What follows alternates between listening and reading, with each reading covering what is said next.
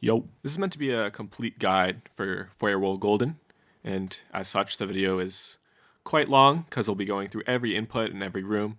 And I also want to say, just before I start here, that this is supposed to be for players of all skill levels. I'm going to be trying to go through as much of the fundamentals as I can as they come up. So if you feel like you already sort of know what's going on, feel free to skip past it or pick and choose what you want to watch, but ultimately this was made to be seen in full just to sort of expand your understanding of Farewell as a whole.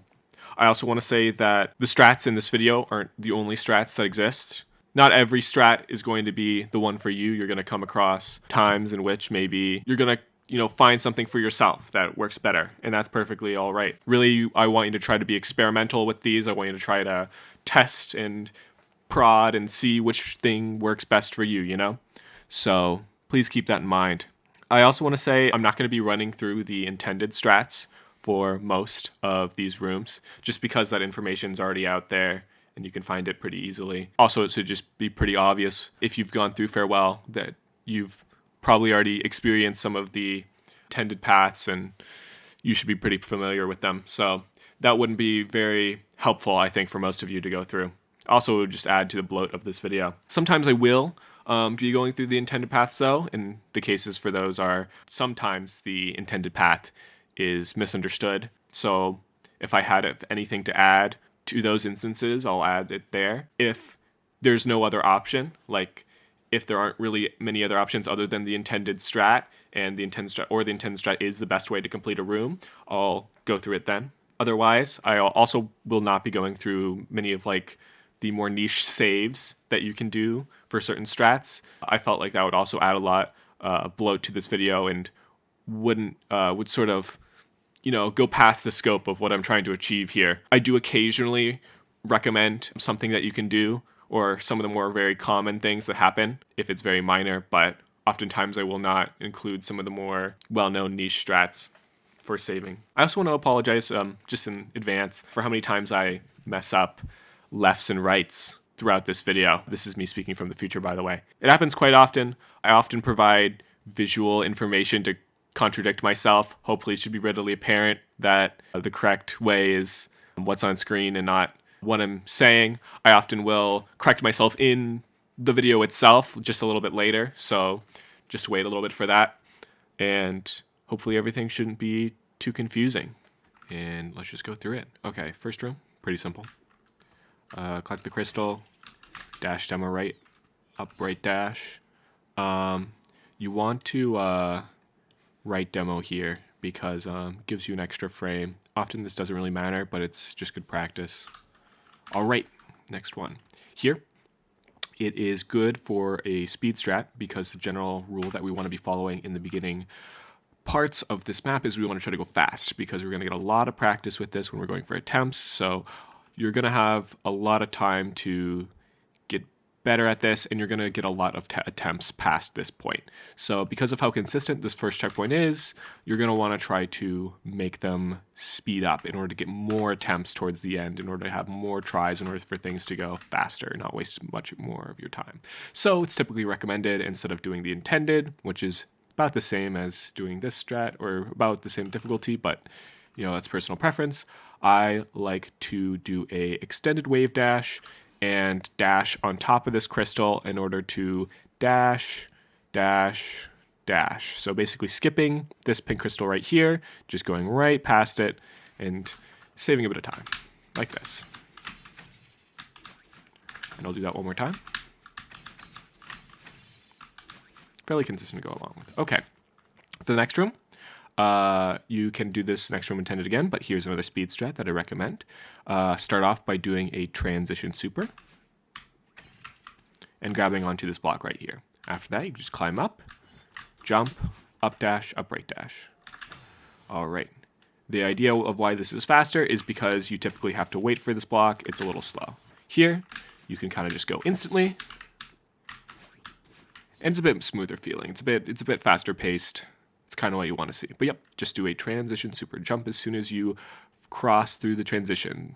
Buffer the jump as you cross through the transition. This is going to be a pretty common strategy throughout, where we're going to be using the transition space in order to have a consistent input. In this case, the transition super always allows us to collect the pink dash crystal and grab onto this swap block. Moving on, here, just as a little quick speed strat, you can do a hyper through the transition and make sure to let go of jump as soon as you enter the next screen, like this. Then do a right dash, up right dash, and then do quick 2-click right climb jumps. And then after you do 2 quick right climb jumps, you want to do a neutral climb jump. And the reason why you want to make sure this is neutral is because if you do a right climb jump, you'll end up in these spikes right here, which is bad. So let's see that again. We do a hyper, letting go jump as soon as we enter the transition to fall. And then we want to do a dash into the swap block and immediately jump to the left, grab on, and then continue the room as normal. And you can do this room by just jumping into the pink dash crystal. The hyper just gives you a little bit of extra speed things up. But yeah, that's what you want to see. Moving on, you can do a few things through this transition to make it faster. Typically, I find there's nothing really like that smooth. Typically, I just do a quick hyper and then time an upright dash. It's not that consistent, but it'll get you there. You can also just walk through. Really, just pick your poison with this one. Okay. Next, you want to follow along with the springs. You might have to stutter your right press a little bit. And then once you grab onto this, climb up to the top and jump over. Don't make sure not to jump instantly. You might run into the spikes, but that should feel pretty intuitive. Where it might not feel intuitive is once we get from this spring to this spring. How we're going to approach this block is we're going to grab onto the side of this, as we should. And then as soon as we grab, we're going to as quickly as possible, do a neutral jump into this spring. The reason why we want to do it as quickly as possible is because if we wait too long, the spring is going to start falling a little bit too fast and we're going to be out of reach for the spring. So from the beginning, it's going to look like this. Study yourself a little bit with those spring steps. And we're going to want to grab onto this block and then do a neutral jump. There was a little bit too slow. Let's do it again. There it didn't grab. You see, this obviously isn't the most consistent, but it'll feel pretty nice compared to trying to do the other methods. The neutral ends up setting it up a lot better. The idea with this neutral that may be a little bit confusing is you have to make sure that the block activates by grabbing onto it, and you have to make sure that you neutral quick enough. It should be fairly instant. So grab neutral, just like that. And the idea is you want to do it pretty dang quick. Let's do it one more time. There we go. And then, yep, just make sure you land on the spring and then carry yourself all over. Okay, for this next room, I'd recommend just doing another transition super. Doesn't really matter, you can do a transition hyper as well. Just make sure you hit the spring. Anything really works. Hit this spring, and then for this spring, you want to be trying to aim for as high as you can. If you hit lower down, that's fine too, but this is a little bit better. But once you do hit that, you want to immediately start holding left, and you should sort of fall down here, and the block should be like around here. So the goal of this room is that we want to try to hit this coin and bounce off the spring as high as possible. Ideally, what the best way to end up doing this is we want to do a down left dash into this spring in order to hit this coin. Sorry, I do this a little bit too high. We want to be hitting it. We want to be hitting the coin. And the reason we want to do a down left dash is because this preserves our height a little bit more than if we just hold left. So you can do both ways. You can either do the down left dash or just hold left. The disadvantage of just holding left is that you are forced to hit the spring fairly high up. You have to hit the top spring. Whereas this one you can still hit pretty low down. It's still pretty savable. Ideally, you always want to be hitting high up, but just holding left and touching the spring is required. So, down left dash is always recommended if you have trouble or feel inconsistent with the down left dash. Maybe this is the case as an analog player. I'd recommend just not, your choice. But the idea is that we want a down left dash so that we get a higher trajectory. We want to be as high up as we can around this area so that when we dash to the right, we have more time to turn around onto this block. So let's look at this in practice. Hit the spring, go pretty high up, and then do a down left dash. And we want to time this pretty close to the spring. If we time it too far away, we're going to end up missing the spring. We might go on top of the spring. If we time it too close, we're probably just going to end up hitting the spring. Just make sure that you're able to hit the coin and should line up. You have a lot of frames to do this. Should feel fine. Should feel consistent. If it doesn't, I'd recommend just using the other strat of just holding left into the spring. And I'll show it one more time, and then I'll show what it looks like to not use the down left dash strat.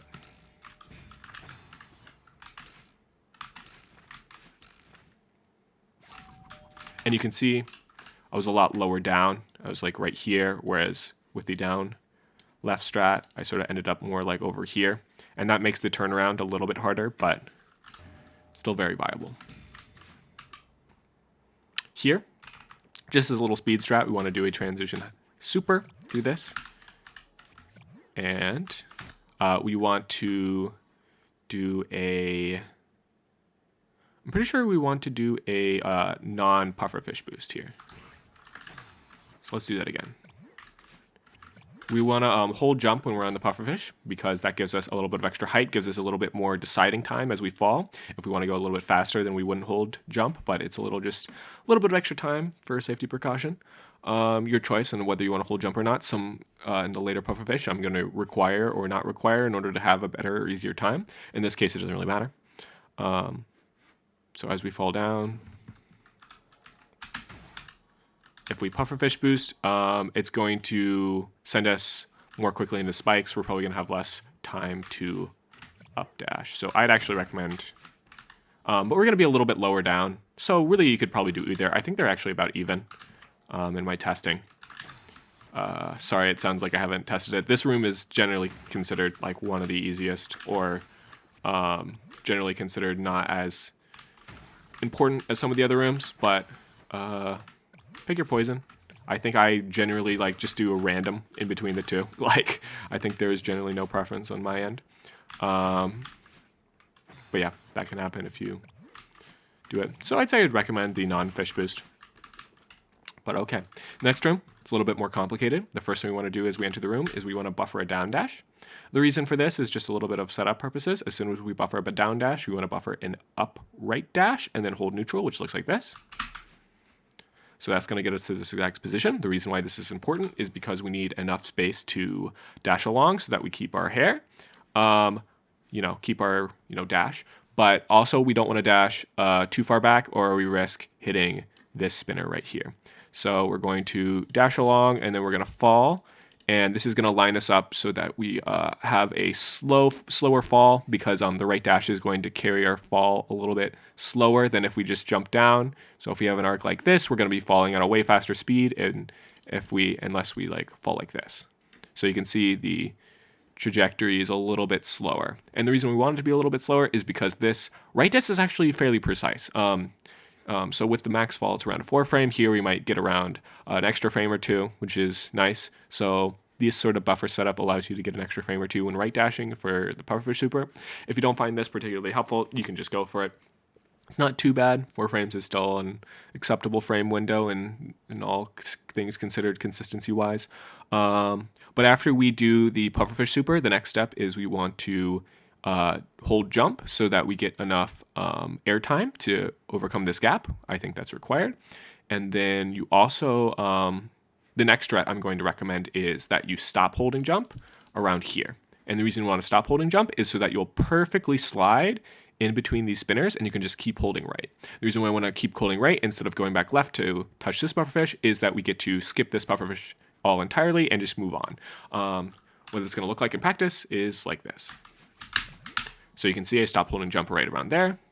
We're going to fall through the spinner gap, not even worry about the fish to the left, and do an upright dash. Upright dash, yeah. So that's pretty convenient. Skip this fish. Don't have to worry about timing anything over here. Let's do that one more time. We walk through, we down dash, we upright dash, hold neutral. Then we dash right, do a pufferfish super, let go of jump right around that midpoint. And you have quite a few frames to let go of jump. You just want to make sure you're not holding it for too long and not holding it for too little. Really should just be a medium-sized jump, and you have a lot of really big window in order to let go of jump in that, so it should feel fairly comfortable. Shouldn't feel like you are having to time an input. Having to time an input should just feel like you're doing a medium-sized jump, and really just you guess. And the frame window is big enough for it to be lenient, and the speed in the speed reduction, the extra time you gain from not going to the left is well worth it, I think. Adds a little bit of difficulty, but well worth it in order to increase the speed of the gameplay.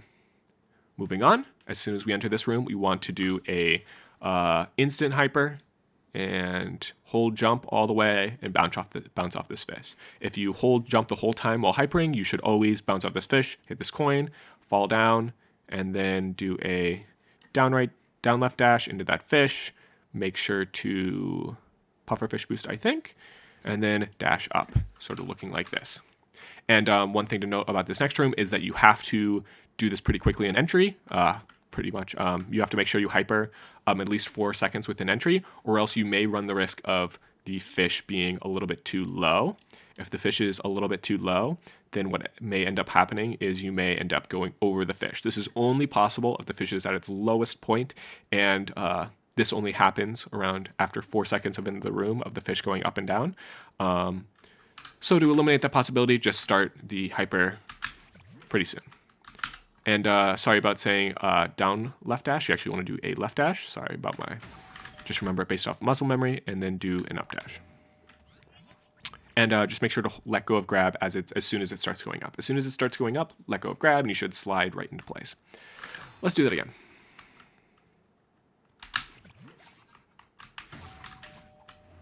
There we go. So you saw, as soon as I saw it started to move up, I immediately let go of grab. So I grabbed it and then let go pretty quickly. One more time. And you can see I'm letting go of right as soon as I touch the coin, just so I don't overshoot it. Should feel pretty natural. Okay, next. This room, you can choose to do a transition strat for this room. You can do buffer dash, you can do hyper up right, you can do quite a few things. I just recommend walking into the room. No real reason to make it complicated. For this part, you have a lot of variations with the fishes because the pufferfish boosts and non-pufferfish boosts don't matter that insanely much. This is what I'd recommend. Or at least it doesn't matter for this very first fish. For the other fishes, I just recommend to not pufferfish boost, but you can just watch it as it goes. So first, start with that. Pretty simple, pretty natural. There's something you can, in that first dream block, what you can also do is you can buffer a down left dash, and then do pufferfish boost, buffer a upright dash. But these buffers are not really that necessary. You can experiment it with a little bit, but this room's pretty flexible in general in this area. Next, you want to not pufferfish boost this fish so that you have a lot more time to up dash into this dream block. Make sure you hold jump on that pufferfish in order to get a lot of more time to adjust yourself midair. And then don't pufferfish boost yourself on that one, so you get more time to up dash as well. Let's do that room one more time.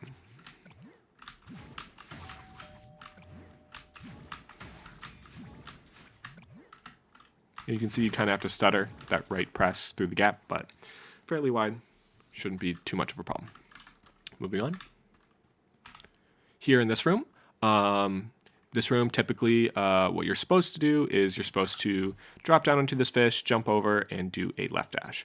One strat that I would highly recommend is I'd recommend starting from over here. So you may, as you enter the room, do a hyper, down dash, get to here, and then as soon as you get to this corner, do a right dash, and you should land up on this ledge. The advantage of being on this ledge is that we're going to do a strat where we're going to fall down, and then we're going to dash down left into this pufferfish and hold jump. What this allows us to do is it gets us a lot more speed and allows us to have a trajectory that's a lot closer to this coin. The reason why that's important is because being a lot closer means that we can do a left demo dash, and if we're a little bit too high up, that left demo dash is going to make our hitbox smaller and allow us to avoid the spinner. If we're too far back, we're going to uncrouch before the spinner, we get past the spinner and we're going to die to the spinner. So we want to be close enough so that our dash ends after the spinner. That's the purpose of this. Also, if you're too far back, you may end up falling a little bit. So if you say like start falling around here, you may end up in the spikes if you're a little bit too far back. Whereas if you're closer, you may find that, I'll do a different color. You may find that you grab really low down, but still grab. So in essence, what this does is it takes this, left dash right here from the fish to approximately a 3F into a consistent, I think it's around a 6F. It's quite a bit different. I think it's like 3 to 4F. It's like very inconsistent based on like where you start your position on the fish. Like if you're further left, you might be a little bit further left. But enough of that. Let's do the trick in full. Line with this corner, get to this wall, and it should look like that. And we should have make sure we have a left demo here, and we make sure we're holding jump as we dash down left into the fish. From there, so we want to be holding right, dash right, and then hold back left. So this way we have a lot of time in order to we have a pretty big cutoff to dash right. And we also have, as soon as we instantly hold left, we don't have to worry about aligning ourselves in the pufferfish. We know we're always going to hit the pufferfish. But then you got to do and then you just have to do a turnaround in order to do the pufferfish boost. But even if you don't get the pufferfish boost, you always still make it. So pufferfish boost or not, it still works. Here, once you get up to here, what I want you to do is a quick hyper to get to here, and then do another quick hyper through the transition. The point of these hypers is to speed up the gameplay a little bit, and it makes the room a little bit more comfortable. So hyper, and just make sure they're small hypers. As soon as we jump through the next room, we want to do an up, right dash, fall down. As soon as we hit the fish, we want to start holding right. And what this allows us to do is as the fish starts coming up, we are going to start going down, and it's going to perfectly align us. So it looks like this. And you can see I perfectly move into the blast zone every time. So again, you want to start run here. You want to hyper through the transition and release jump as you go through. Buffer jump on the ground. And that just speeds up the gameplay a little bit. You don't need to do the transition hyper, but that just helps a little bit with speed. The main gimmick you want to do is you want to make sure to fall down on this pufferfish, and then, so holding no directions right or left, and then as soon as you hit it, then you want to hold right. And this allows you to let the blast radius always go into you. Let's do that one more time.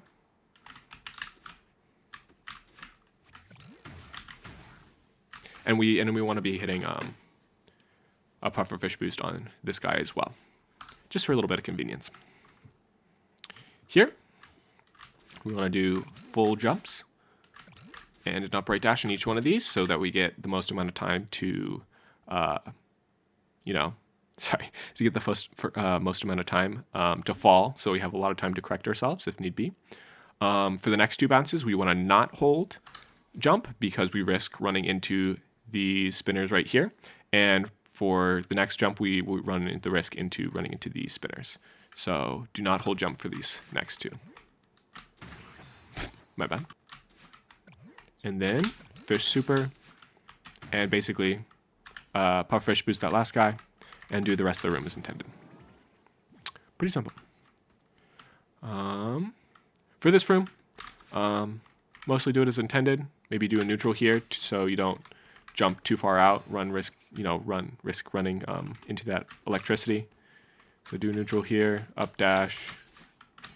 Basically, this room's all dash control. Just make sure you understand that if you spread out your dashes a little bit more in air, like you wait before you do 2 dashes instead of spamming your dashes, you'll go a little bit farther. So notice how if I go, instantly, it doesn't always come out because I'm tapping too fast. There's a 15 frame cooldown, or about a quarter of a second cooldown on each dash. But notice how that works compared to, so that was 3 dashes. And you can see I got pretty close with just 2. In essence, you want to kind of be spreading out your dashes quite a bit. For this next part, this section's a little awkward. So how you want to deal with this is you want to do right dash and then immediate up dash, and then maybe fall a little bit left. Then do left dash, fall a little bit. Sorry, you want to do, left dash, fall a little bit, left dash, and then immediately start holding back right. You want to hold right here because you're at high risk of running into this electricity right here. Let's just show that off in full. Dash, dash. And sorry, you notice I'm holding neutral here because if I hold left, I'm going to be way too far to the left. So let's do it again. So hold neutral there. Sorry if I contradict myself. And I hold neutral here as well so I don't go too far left. And then immediately hold right after that second left dash. And then I'm also holding neutral here so that I don't run into this electricity. Let's do that one more time. So this room, this first part is pretty fair. This next part, you just want to be holding neutral during some of the dashes, particularly this up dash, that left dash, hold right after the second left dash, and then hold neutral for just a little bit on that last crystal. One more time.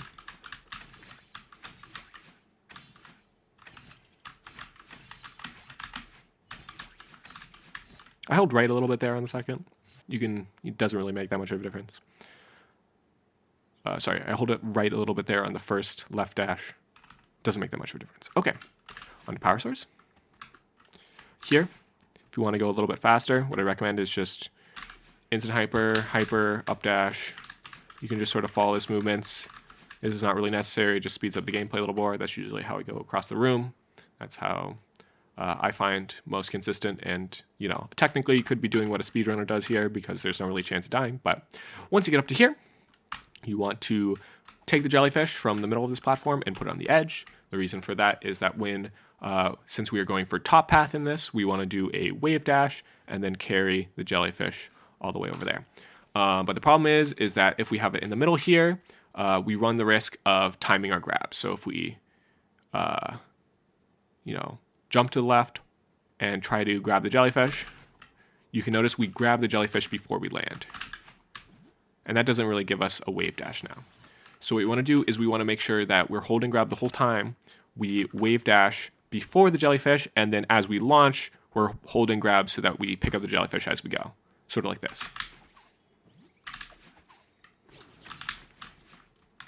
And one of the most important things that I'm going to have to, that we're going to use a lot throughout this entirety of this run is jellyfishes have different speeds depending on if you're holding up or down or neutral. This is very apparent if you take jellyfish and just start falling. We're falling at a pretty constant rate. But if we start holding up, we start falling a little bit slower. And then if we start holding, so this neutral, up, and if we start holding down, very, very apparent that we start falling. So a lot of times what people don't realize is the holding up part of the jellyfish reduces your speed by quite a bit, your falling speed by quite a bit, and this helps us gain a lot more distance over a certain period of height. So often we're going to recommend to hold up in order to get a lot more time out of your jellyfish, a lot more distance out of your jellyfish. So that's going to be coming up, and watch out for that in the future. Here, this is a little bit awkward, but just stutter right press, and you can buffer a down right dash as soon as you hit the crystal. It doesn't matter too much, but here you just want to spam a bunch of wave dashes.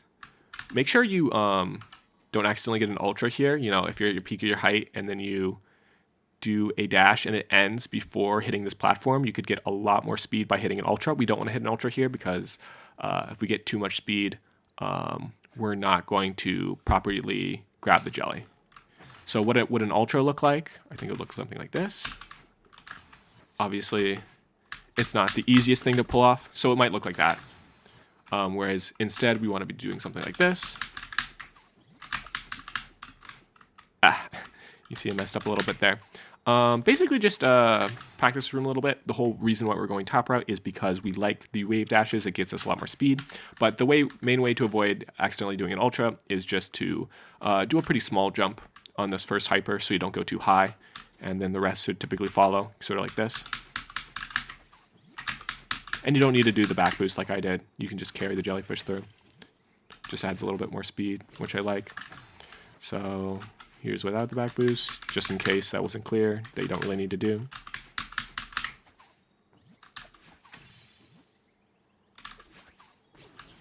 Okay, in this next room, what I typically recommend is this set of movements. Pretty simple. It's just extended hyper, upright dash to align yourself with this pit, fall a little bit to the left and land, and then do an extended super to get to this pit, and then start holding right and do extend hyper, sort of like this.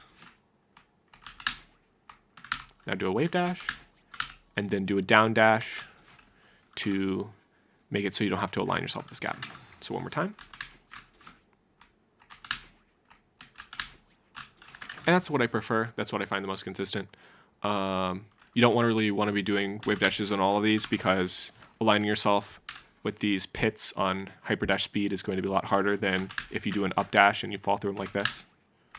And we only have to do, align yourself with the pit with speed with one gap, and you can do it with super speed. That's sort of the purpose. Another way you can do this is you can just take them all normally. You don't really have to do any wave dashes at all. The disadvantage is that it's a little precise on this part in particular. The up left dash is a little bit awkward. I think you can also do a left dash. Yeah, sorry. So you do a left dash there, my bad. But this is a little bit slower and not too crazy inconsistent. Sorry, it's not too much more consistent than doing the normal strat. So I'd actually recommend this strat because I just find it a little bit faster, and you want to be a little bit faster in this section. Here, once you dash down, what I recommend for speed is you do a quick hyper and then you buffer a down right dash into the transition like this, and then just hold jump, and that just allows you to hit the spring and cleanly land on this edge. You can obviously just walk to the spring and jump on it anyway, but I just find that a little bit better for speed. From there, I want to take this jellyfish, and we want to start, and we want to do a Jellyvator. Now, Jellyvators are probably one of the most important techniques throughout this run. It allows us to do a lot of unintended skips that allow us to make the rooms a lot easier. So I'd completely recommend practice Jellyvators a lot. Jellyfish Vader is typically done when you are falling down. This is something I often say immediately because a lot of people have problems where they get bounced up by a spring and then they try to do a Jellyvator too quickly, and it, they dash past the jellyfish. Say if this is the Jellyvator, the purpose is you want to do a neutral drop. So you want to hold down. You want to hold down, and then you want to let go of grab. And then this is going to put Madeline below the jellyfish. Now, the next step is to, once you have let go, then next step, you want to dash back up and regrab. And this allows you to get sort of a vertical boost without throwing it like that. And typically how else you would get a vertical boost is you would do a diagonal regrab like this. But that gives us a lot of horizontal speed, and particularly, this often gives us more vertical speed, which is what we want. We have a lot more vertical height this way. So let's show you again. Looks like that. Another thing, so if you happen to do it while moving up, the problem I wanted to discuss was you can go past it. So you can see I'm dashing past the jellyfish because I can't grab it in time. For every jellyfish, there is a grab cooldown. So even if you're moving down, you can still go a little bit too fast for the jellyfish. And the reason why is because you can only let go of grab and then re-grab a jellyfish within a certain window. I think it's like around around a 13 frame window where if you let go, you have to wait 13 frames before you can regrab. So what this means is that ideally what we want to do is we want to do these a little bit unoptimally. We don't want to do them as quickly as possible because we have a lot of leniency in these cases. And the way to do these really unoptimally and have a pretty lenient window to do these is we want to hold down. So you can see I'm not grabbing anymore. And we want to just spend as much time falling as possible. And then we can updash pretty late. So what this looks like in practice, like that. You just need to make sure that you are holding down first and foremost. We do not want to throw the jellyfish left or right. We always want to neutral drop it. And a quick way, in a pretty inoptimal way to do that is that as we're falling, we can notice that the jellyfish, as soon as it starts to fall, you can let go, and then you can do it. But you always got to make sure you're holding down.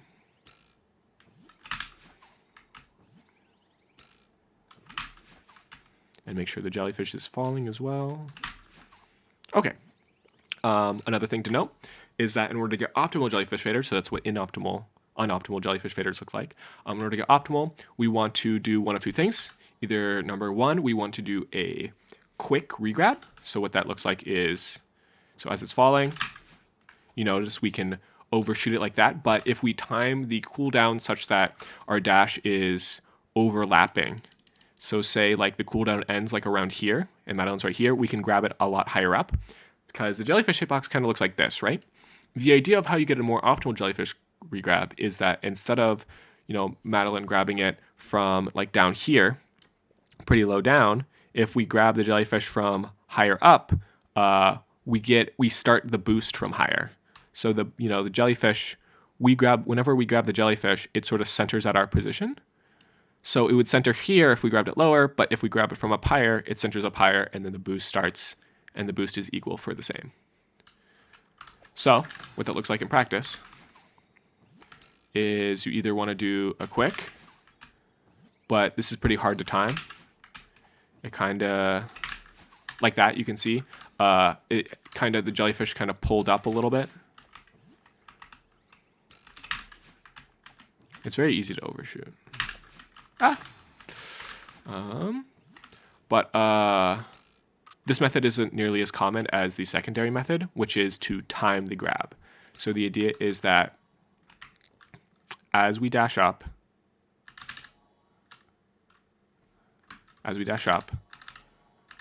we're going to, so I'm not holding grab right now. As we dash up, I am overlapping the jellyfish. So once we get to around the top of the jellyfish, if we start holding grab again, we're going to grab it up higher. So basically we're timing our grab so that it ends up higher instead of holding grab before we even dash into the jellyfish.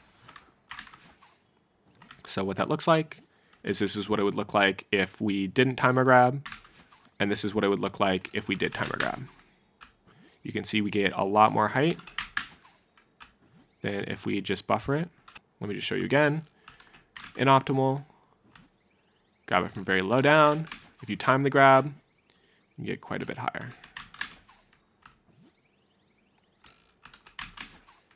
And it's, you got to get used to the timing a little bit. And these are not perfectly ideal. You want to see a big, dramatic change. When you regrab it, that's sort of how you tell. There we go.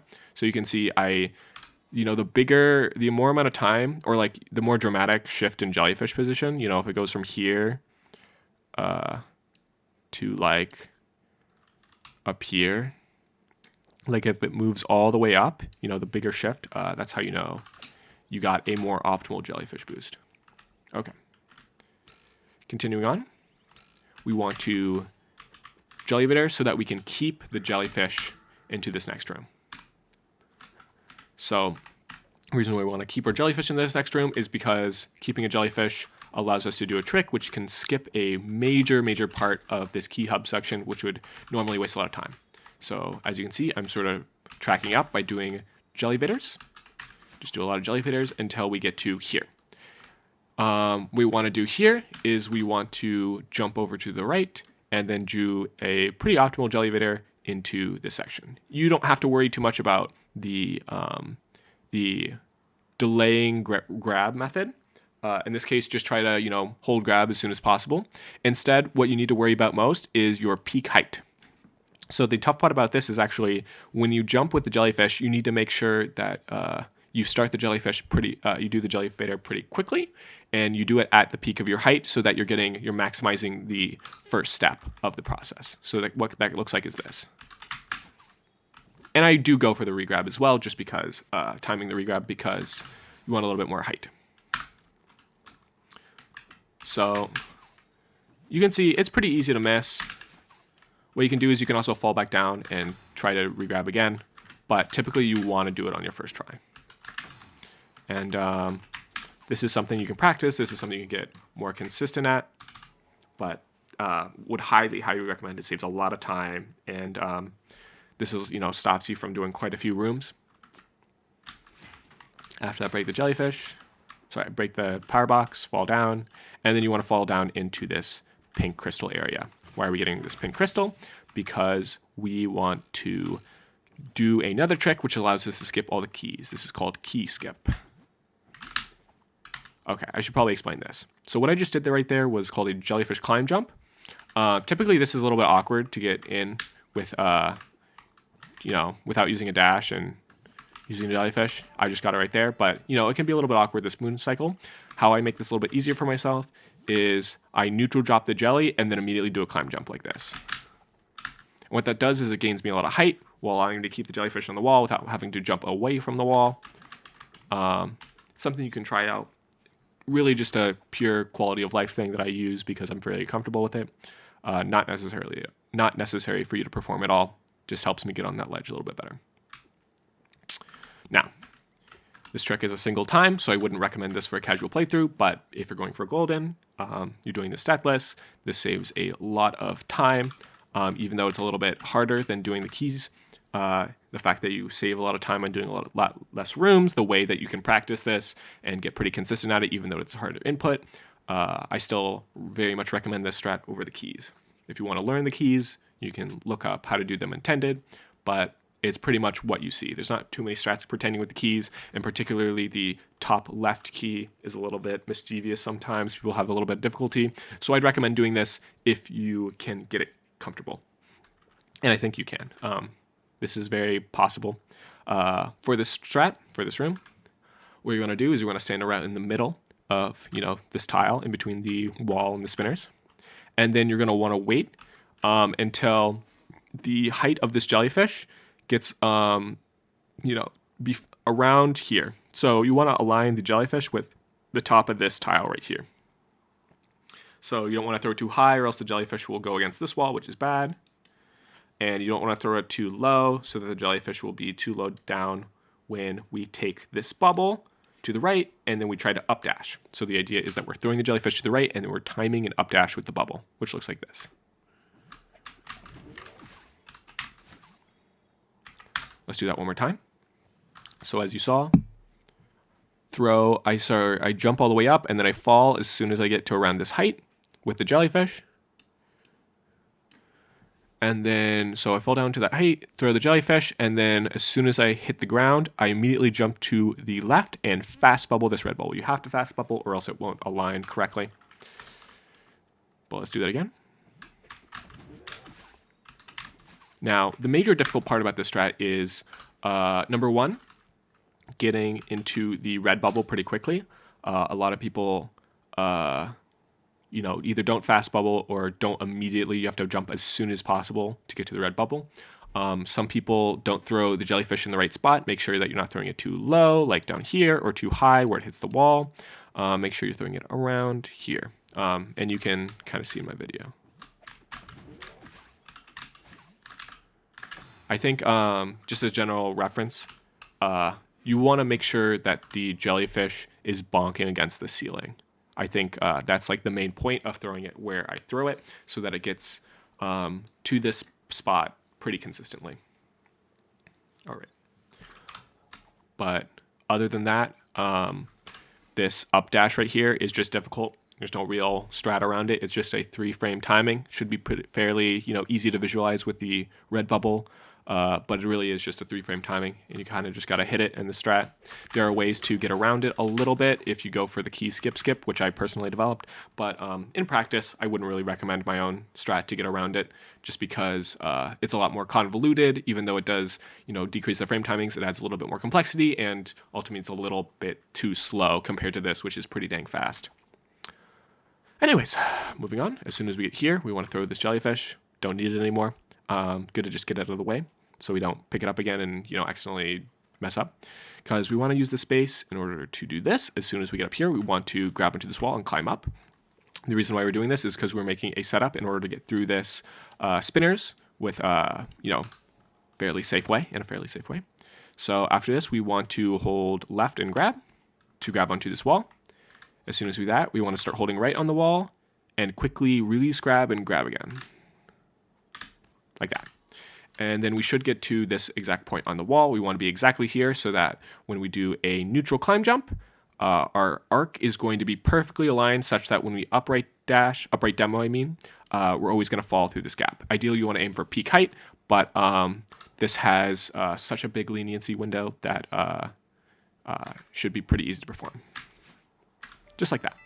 So you can see pretty easily fall through the spinners. I think it's around a 12-frame window to upright demo. You want to aim for peak height. Fairly consistent. Here, just climb up to the top. Make sure that it falls down all the way so that you don't run into these top spinners. Once it falls down all the way, you don't need to really worry too much about missing that. That's a pretty lenient jump. You don't need to be that cautious when going onto it. From here, we dash into here, climb up, 2 upright dashes. In order to avoid missing this up dash, what I like to do is I like to jump over to this green crystal and right dash. You can see it's a little bit scary.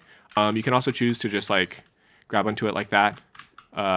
Either way works, but you want to usually grab onto this so that you can up dash, and it's always in order to align the up dash. As soon as you up dash, you want to buffer wall bounce, so press jump as soon as possible and hit this crystal. Once you hit this crystal, up dash twice. Let's do it again. I think for that previous one, you don't want to buffer it. Sorry for the confusion.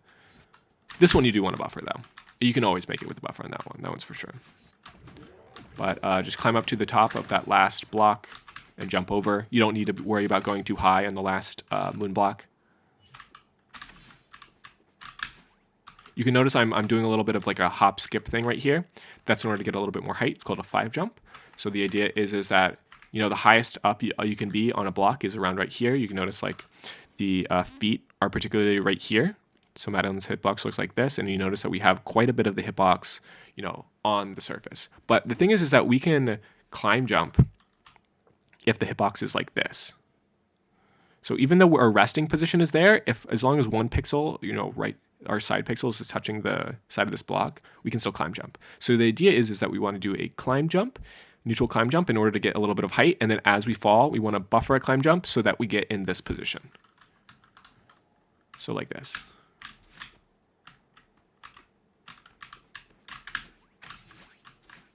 So we're going to do 2 up dashes, grab into this, buffer a wall bounce, and climb up, full jump over.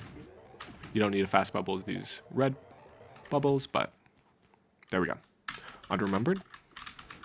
Just climb up these as quickly as possible. From here, what I recommend is go over to the side, and then my first recommendation is do a reverse hyper into an up dash into the fish, like this. And just like that. I'd actually recommend the fish boost into an up dash. Just like that. I think you can do it without a fish boost and an upright, but I recommend the fish boost over it because it feels more comfortable to me. And typically the difference between those two isn't that great, so whatever you prefer. Another thing you can do is the respawn method. All right, for the respawn strat, what you're going to want to do is you're going to take this cloud and dash into the left side of the pufferfish, kind of like this. Immediately, you want to land on this ledge, and then as soon as you land on this ledge, you want to walk off. Then do a cloud jump on your first bounce of the cloud, dash up, and you should end up inside of the fish when it explodes. I'll do that again. Here is without the updash. You can just do a pufferfish bounce. And generally doing the pufferfish bounce without the updash is going to be a little bit safer because you can't hit the spinners this way. So land, jump down, updash as it's respawning. Let's do that one more time.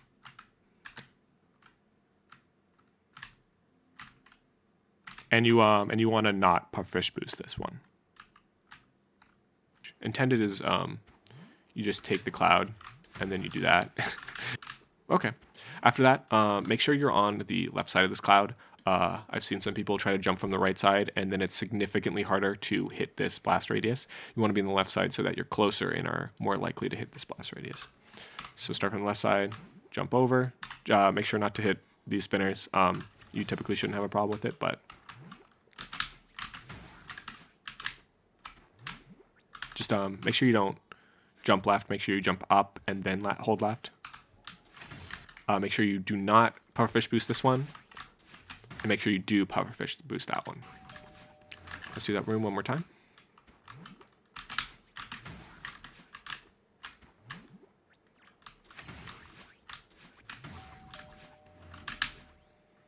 There we go. Okay. Onto this room. This is a room where we're going to need the jellyfish into the next room as well, because it's also a particularly difficult room that can be made a lot easier with the jellyfish, just like power source. Or sorry, just like key skip. So here, take the jellyfish here. Make sure to make use of jellyfish slow fall. We have a lot more frames to do the right dash here if we do jellyfish slow fall. So by holding up. You also want to do a right demo there. From here, what I recommend is do a Jellyvator, make sure you're holding up, and go over, then rather than timing the spring hit, and then do a jellyfish regrab into the next room. You can do that one more time. Hold up. Hold up. Just like that. And that should be a little bit more consistent than timing the up left dash with the springs. Or at least I prefer that because I find, in unoptimal Jellyvators pretty fairly consistent as long as you are doing them correctly. All right, here we are holding onto the jellyfish so we can do this room like this. Instead of dealing with precisely hitting the springs, we're going to make use of Jellyvators. So we hit the spring. Make sure you always hold into the spring the whole time so you don't run into the spikes.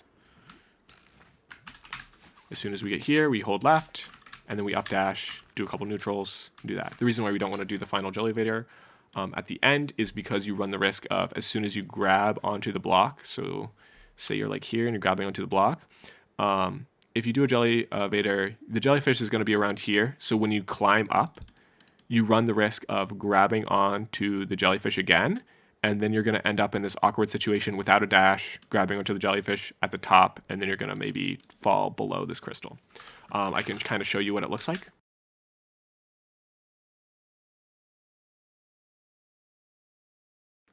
If you don't have the jellyfish, another thing you can do, you want to grab, wait half a second, and then neutral jump, grab, wait half a second, neutral jump, grab, wait half a second, neutral jump. And the neutral jump is always going to be better than the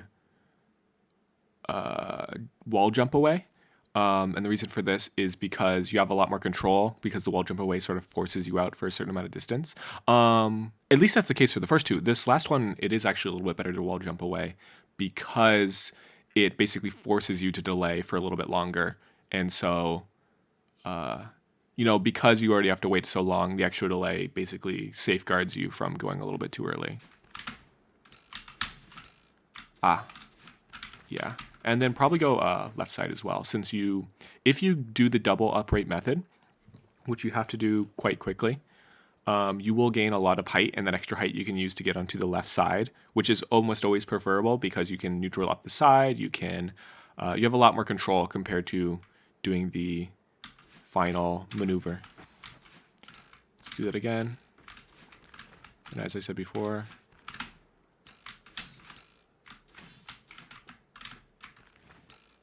and let's just do that one more time. So it is grab, wait half a second neutral, grab, wait half a second wall jump, quickly do 2 upright dashes as quick as possible. So you can see as soon as I know I'm within range of doing an upright and it being within the crystal, that's as soon as I go, and I do 2 upright dashes immediately. I don't really put too much delay in between them. Moving on. Here, what I recommend is 2 Jellyvators with using slow fall in order to give yourself a lot of time to steer your movement. Then jump and Jellyvator again to get to here. The only other way I'd recommend to do this room is do it intended. So Jellyvator here. Make sure you make use of slow fall. And then actually what's intended here is you throw it pretty early, like in the middle of your trajectory, and then you catch it again. I know this room has been often like a mystery for people who are playing it casually, like how to do it intended. There we go. So you want to throw it like here. You don't even want to wait till you get to here because it, you know, surpasses you. You want to throw it pretty far back. So throw it here and then sort of swivel onto the spring. Let's do that one more time. But again, I don't usually recommend this method. I typically recommend Jellyvators because it's a bit easier to control. Okay. This room, pretty simple. Just make sure you do a hold jump when you bounce on the pufferfish's head so you get a lot more time. And then make sure you don't pufferfish boost that one, you know, from the explosion so you can end up here. From here, quick speed strat if you want. Just buffer a transition hyper, grab onto the jellyfish, should align you pretty nicely. Here, you can actually travel back instead of progressing onto the next one as intended. You can just head back here and refresh your dash. This allows you to avoid the second spring hit, which I find fairly nice. And then you want to just do the room as intended. Pretty sweet and simple. This room, the main dilemma that you're going to run into is that you're going to want to hit the fish down to this coin, activate this traffic block, hit the explosion, and then dash up.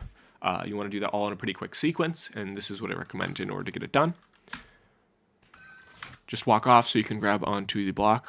Don't have to worry about being too high up. You know, if you stand on top of this, you run the risk of hitting your head against the bottom of this explosion radius. It usually doesn't hit you, but if the fish moves down a little bit too low, it can technically hit you. So it's usually recommended you grab onto the side. From there, you want to jump to the right and then dash up left. If you just jump up and then dash up left, you are pretty likely to hit the radius. So make sure you jump to the right first. Let's do that again. And make sure you hold jump so you get a little bit extra height. So here's what I recommend. You just walk off. If you walk off, you're always going to hit this fish.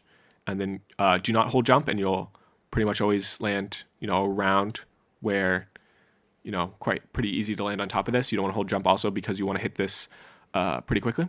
So once you hit this, do a full jump into the air like this. Do a full jump, and then as soon as the block disappears, you want to do a dash down. You want to dash down into the pufferfish, which is going to be like around here, and you're going to want to dash down into the radius. And then you're going to want to pufferfish boost and up dash in order to grab onto this thing as it's going to be coming up. So you're going to be like around there. Let's put this plan in action.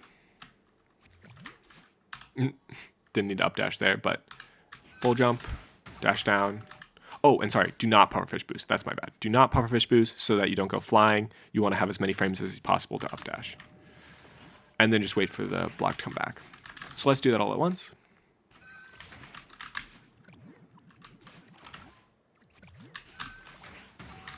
Just like that.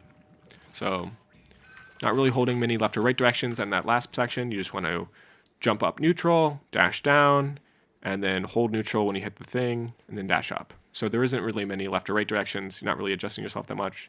You're just, as soon as you land on it, dash down. That's sort of the deal. In this next section, we don't want to do this room intended. Instead, we want to use the fish respawning strat. how this works is, well, usually intended you take this to the right and then you dash in between this spinner and this fish, sort of like this. But that's a little inconsistent. So what we're going to do is we're going to dash up at the fish and then immediately dash right. And then as the block retracts, immediately jump over and dash up, which just allows us to hit the right side a lot more consistently. And I'd recommend that pretty much to everyone. Okay. Here, you can either do intended or you can do a buffer strat. Intended is you sort of just guess when the fish is around the hitbox of the swap block. So you hit it and then you time a delay. Another strat you can do though instead is you can jump onto the pufferfish and then buffer an up right dash like this. And it will always allow the pufferfish to move. Let's do it one more time. Oh, sorry. Gotta wait for the swap block. Just like that.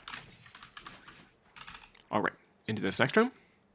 Buffer transition hyper for just a little bit of speed. Not necessary, but helpful. Here, throw the jellyfish into the coin, and then I'd actually recommend an up left dash, hit that spring. The reason why that failed is because I was a little bit too close to the coin there. You want to be kind of like in the middle, just like that. Let's do that one more time. Another way you can do it is you can do a left dash into the spring instead of a up left dash. Both are about equal, I think.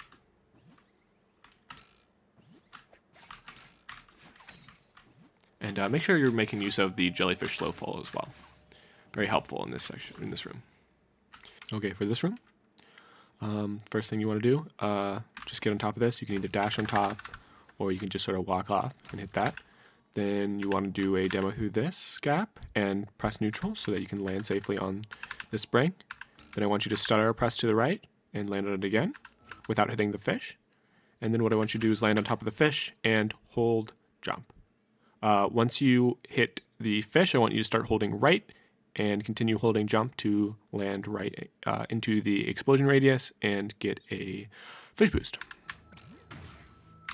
Then I want you to do an upright demo into this pink crystal, fall down, and spread out 2 up dashes. Here, there's 2 ways to get onto this block. It's going to be pretty far left, so it might be a little hard to hit, but I find this pretty consistent.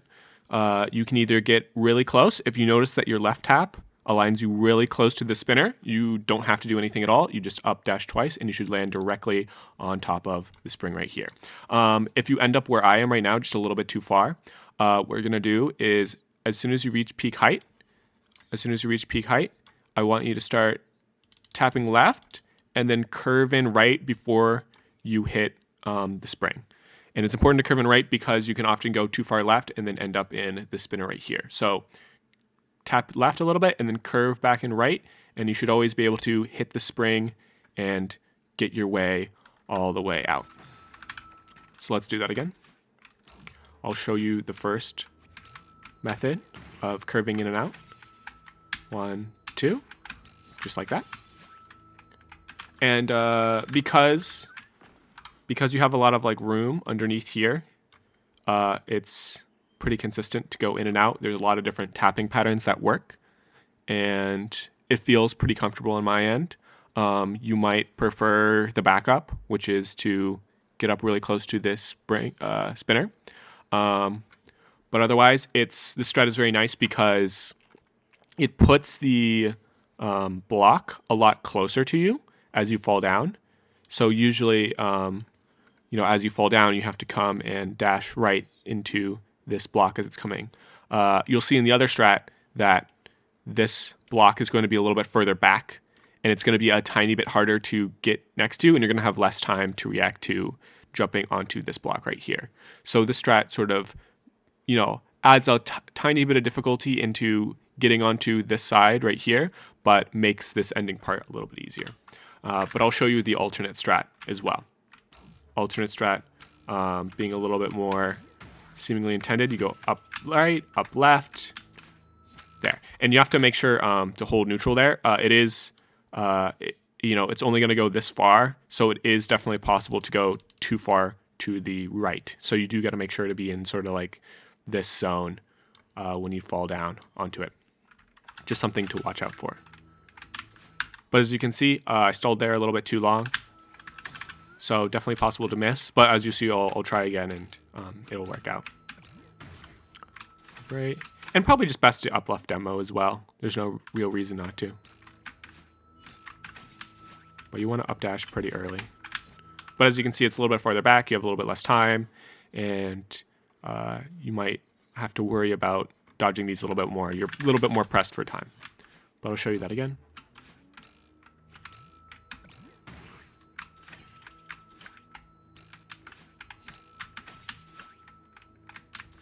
But yeah, as you can see, I don't really make it there within my dash length. I have to wait a little bit in order to get there. And I'm, around here. So I only have, I have a lot less time to jump away. But still doable nonetheless. I recommend to try to do the step in, step out method. You'll find it pretty comfortable just because you always have the chance of being too close, and then you don't have to worry about it at all. And if you're too far away, it's pretty comfortable to sort of squeeze in this sort of like zone that you have to be in just by tapping in a little. But yeah. Moving on, walk into this next room. And then throw this once you're like just a little bit above the pink crystal. Here, you want to let go of this pretty early. And you want to keep holding right. So you want to let go like once you're right here. And then you want to keep holding right so that you can do 2 spread out dashes to the right. And what this allows you to do is it allows you to get pretty far ahead in front of this block. And then you want to up dash and fall into it. So this is the easiest way to get ahead of it. Just like so. And then you want to just straight fall down and then move left into the spring. From there, line with the pink crystal, dash up left, make sure you start falling down, make sure you do not grab the jellyfish as you're moving up or else it will launch you into these spinners. Make sure you're falling down first. And then do a neutral grab to this heart. Let's do that one more time. Actually, let's do the last 2 rooms. So, yep, holding, make sure to hold jump. Do a quick tap left there so I don't miss the spring. This next room. Right above the pink crystal. Leave pretty early.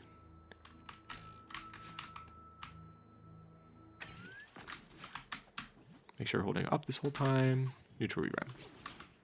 And neutral regrabs, they're taught within the level. You just need to make sure to not do them too quickly. You just throw and upright dash. Should feel pretty consistent, hopefully. Moving on.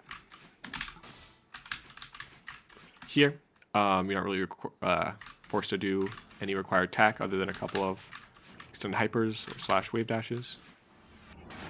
Here, you can wait for the heart gate. You don't need to do the skip. No real reason in making it life harder for yourself. Just simple wave dash. Okay, now this is where it gets real. This is the wall bounce tutorial room. This room is pretty infamous for being pretty difficult. I found that this next strat makes it a lot easier. Highly recommend, even though it looks a little bit scary. So the first thing to do is you need to wait for this block to be in this position. So moon blocks move up and down, but as soon as you see that this white tick is like right here, sort of like aligned with the top pixel of the green bar surrounding this. So once it's around right there, then what I want you to do is I want to do a full height extended super, and then at the peak of your height, dash right, and do a corner boost. Let's see that in action. And stand around here to get an extended super. So as soon as the spike aligns, do a extended super into a quick corner boost. And you have a lot of time to press jump for the corner boost. You can delay it quite a bit, even if you run into this with your dash. because of how Moonblocks work, you can delay the jump for the corner boost quite a bit. You don't really have to worry about the buffer timing. But yeah, this is typically the best way. You just need to make sure that the Moonblock is aligned correctly. You have a full second window in which it's aligned correctly, so don't worry too much about the timing. Just make sure that the spike is aligned right where you see it, and then go, and you should have more than enough time. There's a couple of other things that you can do other than the super corner boost. One common way is to get to the other side, like this. And then from here you can do two things. The first thing you can do is you can climb up to the top and then do a coffee jump. What is a coffee jump? Coffee jump is making use of a buffered corner kick. So what that means is that you're going to jump away from the wall and then press your second jump button as soon as possible, such that when you move past this wall and you're like inside the spikes, you're moving past it, because you buffer jump, you're going to be able to wall kick again on this spiked wall, and you're going to be able to make it to here more easily. So the idea is you want to press jump in two jump buttons in succession as quickly as possible, like this. But you have to make the turnaround, of course, and not waste stamina. That was a little late. There we go. You do want to press it as long as possible, and you want to make sure that both jump buttons are held the full time, so it always ends up as a buffer. One more time. One thing you can also do is you can just do a 4 tile if you're more comfortable with 4 tiles. Is that it? Okay, that's the pixel. So if you're going to go for the 4 tile method, if you align the top of your hand with the like sort of like the middle of the screen area, like right there, then you can do a wall jump away and then turn around once you get to the corner. So go right here, wall jump away, and then turn around once you, wall jump away and then turn around once you get to around here, and you should be able to latch right on. The downside is that if you miss, you could possibly go into the spikes, whereas if the corner kick, you can potentially save yourself since you're going to be too far out and you can kind of wrap back around. Usually with this method, you're going to be too close to the spikes, so that's a disadvantage of doing the 4 tile.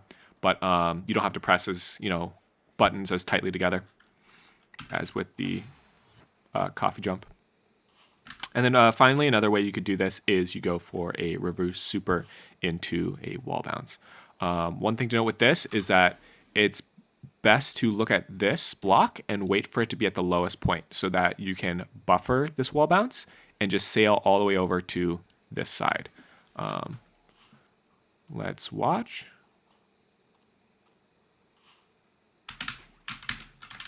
So this is what I would consider the hardest method out of all of them. But this method avoids you having to do a tough turnaround. But still, this wall bounce is just tough. So wait till like this spike is like in like the green, middle of the screen, not too precise, and then buffer wall bounce over. The reason why you want to do a reverse super ideally is because you have less speed. You have a lot more control because, falling onto the spring, you're going to end up at different times.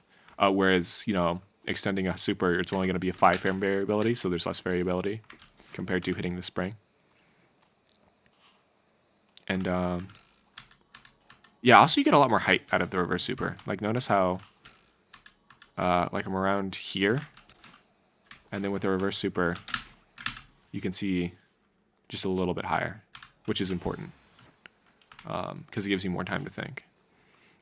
For here, we don't really want to do the hyper into wall bounce because the hyper speed we have limits the amount of time we have to updash, and it generally makes it a lot harder to time. So instead, just sort of land here and do a extend hyper over to this wall, and then do a wall bounce from wall jumping away from the wall. Try not to I'd say go for a buffer here, but just know if you're really far down, then you can technically miss. But typically you want to just go for the buffer anyways. And like, you have to be in a very specific position in order to miss. Typically it's recommended just to buffer. But like, it's technically possible to miss. Just make sure you hold left a little bit. And you should always make it. Even if you're like a little low. Just hold left a little bit. Don't immediately hold right. Jump, wall bounce away, and then turn back. Should all be fine.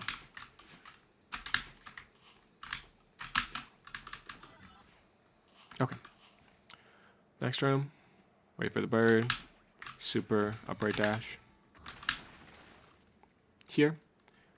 Send hyper upright dash. Grab the crystal.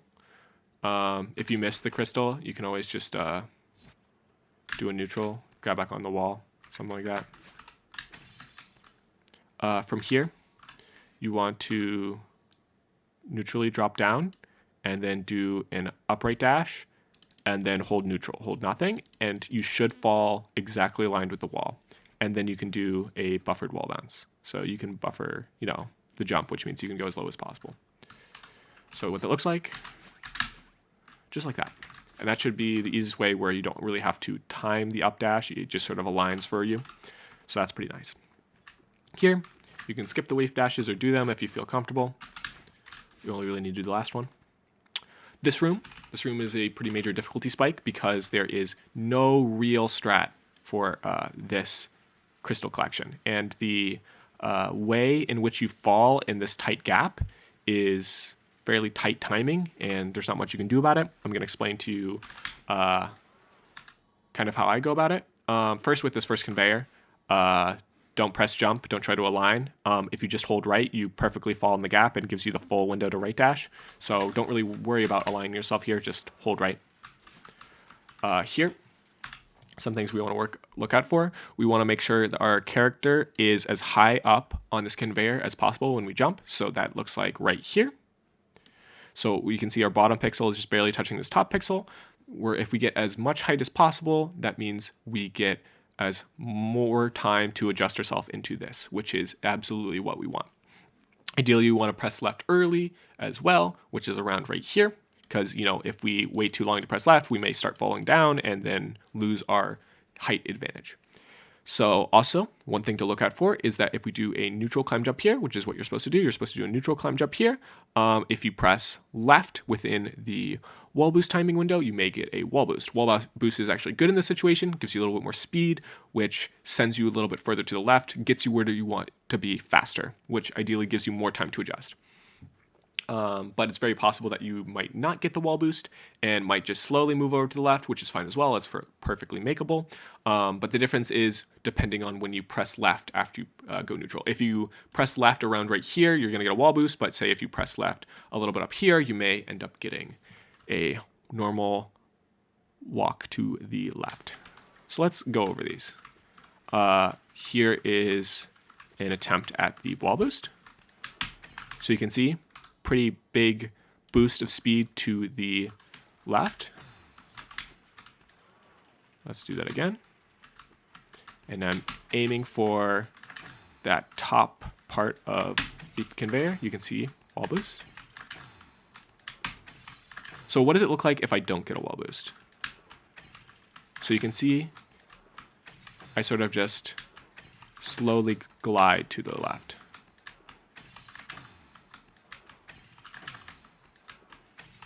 Like that.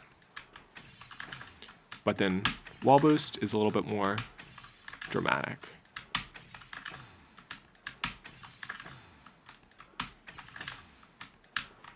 So it's kind of like that versus that. So like that versus that. That's sort of the difference. And you can feel it when you're going. When you're doing it, it might not look as obvious on camera, but it's very noticeable when you're playing. And it's going to feel, in my opinion, a little bit more comfortable to go for the wall boost, just because that's what it's going to feel natural to do. You only really don't get the wall boost if you go too late. But you sort of got to make sure to adjust for both. So notice that, if you don't get the wall boost, it's not going to be the same tap length to the left as if you do get the wall boost. So after you do that, come around, don't press jump on this conveyor. It will always move you over the spinners. Do press jump on this conveyor so you have more time to align yourself with this wall. And then what I'd recommend for this end is, in order to skip doing anything funky with some neutral conveyors, I'd recommend just to smuggle a dash up to here and then do neutrals. Make sure you're around like in this area. And then once you do render this, if you kick off the wall, you can pretty easily grab. And you don't really need to be that close to the spinner. You have quite a bit of leniency. So let's do this room one more time.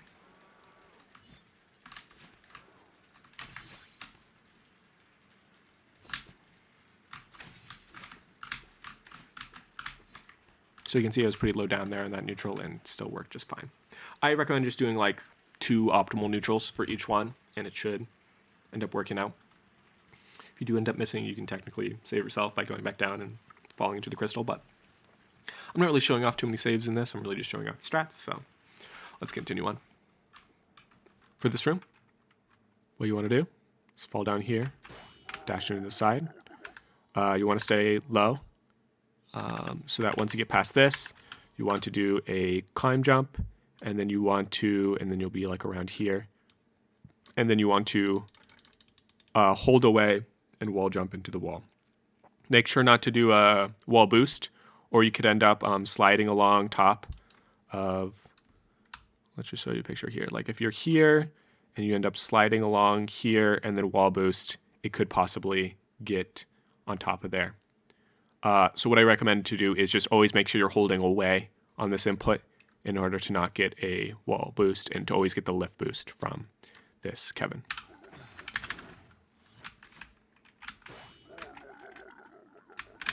Just like that. Once you get up here, I want you to slow climb up. The reason we're going to slow climb is because you can be a little bit too fast here if you don't. And then jump away. So now you're going to be pretty well aligned with the Kevin. You have to align yourself with the spinner. You can go too far, just like that. But it is pretty easy to line up since the gap is so big, as long as you go pretty quick. Then you're just going to fall back down onto this and go down to go underneath this. So usually you would have touched the Kevin once by now, but we're going to go underneath these spinners both times, so we have a lot more room to work with at the end. Then I want you to climb up, jump, up dash, up dash. You can choose to do an up dash into up left dash, but it's going to be a little bit harder to reach the coin. If you find that method more comfortable, you're going to reach the Kevin a little bit quicker, which is going to give you a little bit more, more time in order to jump off and hit this Kevin. But I typically don't find that a problem. So, but as you can see, I'm a little bit close. If you want, you can also choose to fast fall. That's also a method to get here faster if you don't like this. And I always recommend to do a down left dash so you don't have to worry about hitting these spinners right here. But yeah, you just want to do, and you also want to try to make a little short hop on once you hit the top of it. Short hop so that you can move quicker down faster. You need this little hit, but okay. Finish it off. Move down underneath. Move back up. And then once you pass this line right here, so you don't bump your head, then you want to jump away. And then from here, you can do 2 things. You can either just jump straight on top of it. You should have plenty of room. And then move. Another thing you can do is you can overshoot and then grab on the side and then climb up. And then jump. Either is perfectly valid. But, yep. Let's run through that one more time. Early.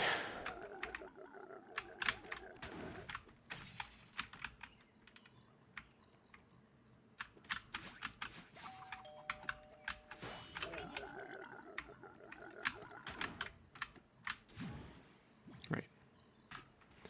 Next room. Just going to be a bunch of wave dashes. Pretty simple.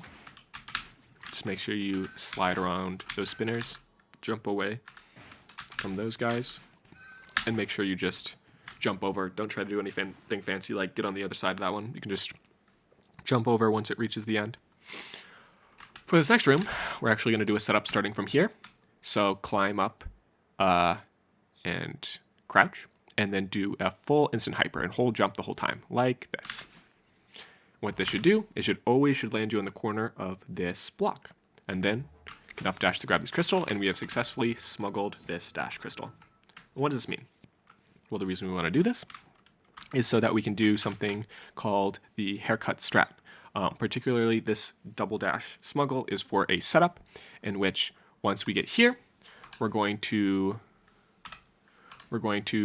buffer 2 dashes to the right and then immediately hold left to grab onto this block. And we're going to grab so low that we are going to actually fit underneath this spinner, which is exactly what we want. So because we don't want to try to duck under this midway while holding, this is pretty dubious to do, whereas haircut, you just take a direct path, and then after that, we're going to avoid the wall bounce as well. But I'll show you that now. So instead of doing a right dash, we're going to do a 2 buffered neutral dashes like this, and then hold left. After that,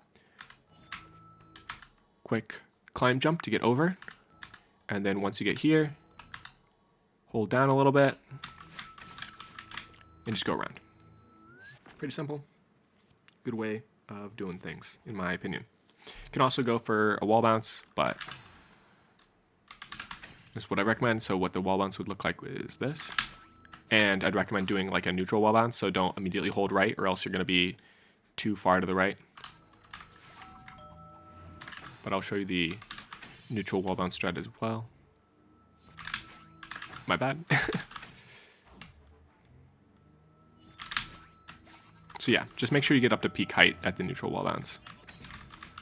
That's also very much a strat. Okay. Next room, I actually recommend starting here and do a instant hyper into the next room, letting go of jump once you cross the transition to do a hyper bunny hop. And then we get to here. Now you might be wondering, how do we get around this? Usually you're supposed to do a wall bounce around this, but actually it turns out that you can just do a neutral around this. So this is called an optimal neutral. So if we do this neutral pretty quickly, it goes around. If you slide down a little bit too much, like you end up neutraling from over here, you may hit the spike. But generally, this is considered a little bit more consistent than the wall bounce because the wall bounce timing doesn't give you as many frames to up dash. It gives you a less consistent window, whereas grabbing onto the side of the wall, it gives you more frames to grab onto it. So the difference is, if you say like we're here, it would never work as a wall bounce. But, you know, there's a potential for you to fall down onto the wall and grab it. And so that's why you get like that. That would never be a wall bounce, but because we grabbed onto the wall, we can still get up there. And that's the advantage of not going for the wall bounce instead. Here, we want to save a double dash, dash up, and then fall down so that we are hanging at the very bottom of this block. Then dash up into this corner. The reason why is because if we do an upright demo, we can completely skip that wall bounce. Very nice. Next, we want to go for a double dash smuggle.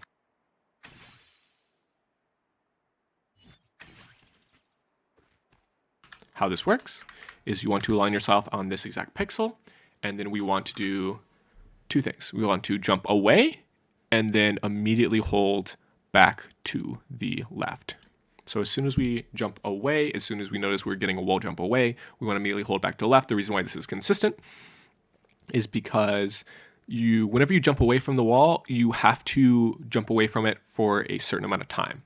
Unlike a neutral jump, where you can let go of jump or start holding a different direction, when you do a jump away from the wall, it locks you into a jump away from the wall for a certain amount of time. So if you start holding back right during the time it's forcing you to move to the left away from the wall, start holding right, then it will always move you back into the same position.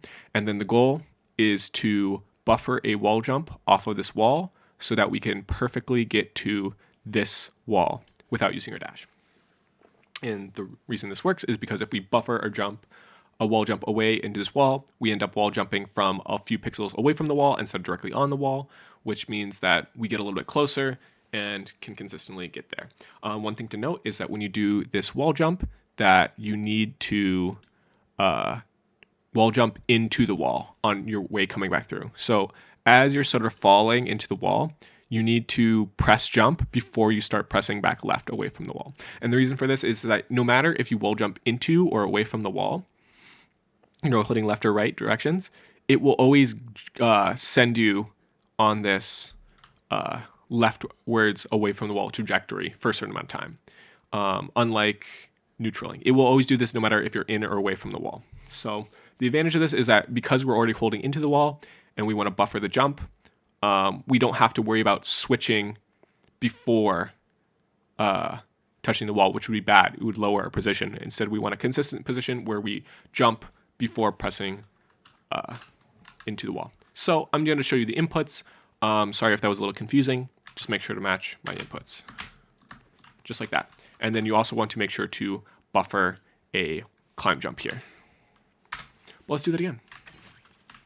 Climb out to this exact pixel, jump away, make sure you jump, climb jump, before you hold back away from the wall, and make sure it's a buffered wall jump, and then make sure you buffer the climb jump on that wall. And we can keep our second dash. I'll do that one more time. This is very important because it allows us to maintain our double dash in the next room, which gains a significant benefit from it. Particularly, here's what happens. So I'm going to get right here, jump to peak height, dash up. Immediately, as soon as you grab it, you want you to jump away. The goal of this room is to not get any of the lift boost from either of these zippers. You want to get no lift boost from either. If you don't have two dashes, you have to get the lift boost from the first one, and it can often give inconsistent positions on the left, on the second zip mover. But here's what it looks like.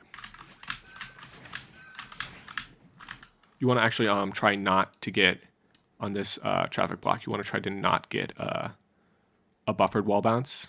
You can, but it's better to get a little bit more height here. Do the turnaround, dash up here. You want to wait for the crystal. Buffer wall bounce here. The advantage of this is that you don't have to really align the up dash. You can wait on the wall and you'll always be aligned for the wall. So instead of trying to time the up dash here, you can miss the wall bounce intentionally and then fall back down. Let's do that again though. Yeah. And you can buffer that last wall bounce. If you are not using two dashes, say you want to go for, you don't want to go for that last trick in the previous room to smuggle a double dash, or you missed it and continued without the double dash, what I recommend is try to fall off this edge and then go for an up dash, and you'll pretty much always grab onto the very bottom of this block. The reason why you want to be on the bottom is so that it's less likely that you will run into this spinner up here. You want to try to gain lift boost from the block. You want it to move up, but you never want to run into the spinner. So you have more time in which you're moving up and not touching the spinner, in which you can jump off of it. So you want to move up a little bit and jump off once the lift boost feels right. And then as soon as you grab onto this, you want to quickly jump off of it so you don't gain much lift boost, but still activate it. Generally, this is a lot faster pace, but this is kind of what it looks like. And when you're timing the lift boost, you probably don't want to hold jump the whole time. You want to sort of do a smaller jump so that you get lift boost but still end up there. It's a lot more feel-based. This is why I typically recommend the double dash method, so you can work with full jumps and work with more consistent positioning. But yeah, next room. Here, do a wave dash and do an upright. You can also do an up dash there, it's about equal. Same thing, but instead do an up left dash and grab onto the side of this. We want to grab onto the side of this so that we don't have to time the much larger gap. It's a lot harder to up dash in this bubble. Instead, we want to make use of this platform, which is a lot closer. And then you just want to stall in this bubble a bit and dash over. Let's show that again.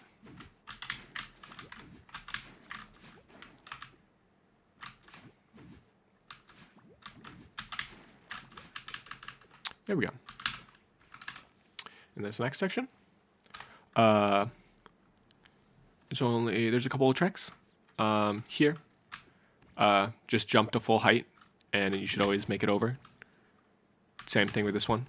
Just do full height jump and hold right. Here, what I want you to do is do a full height dream jump, but do not hold right. Do not hold right. Just hold neutral, and you should end up in this little pocket right here. Once you end up in this pocket, I want you to climb up into the top right corner and then hold left and release grab.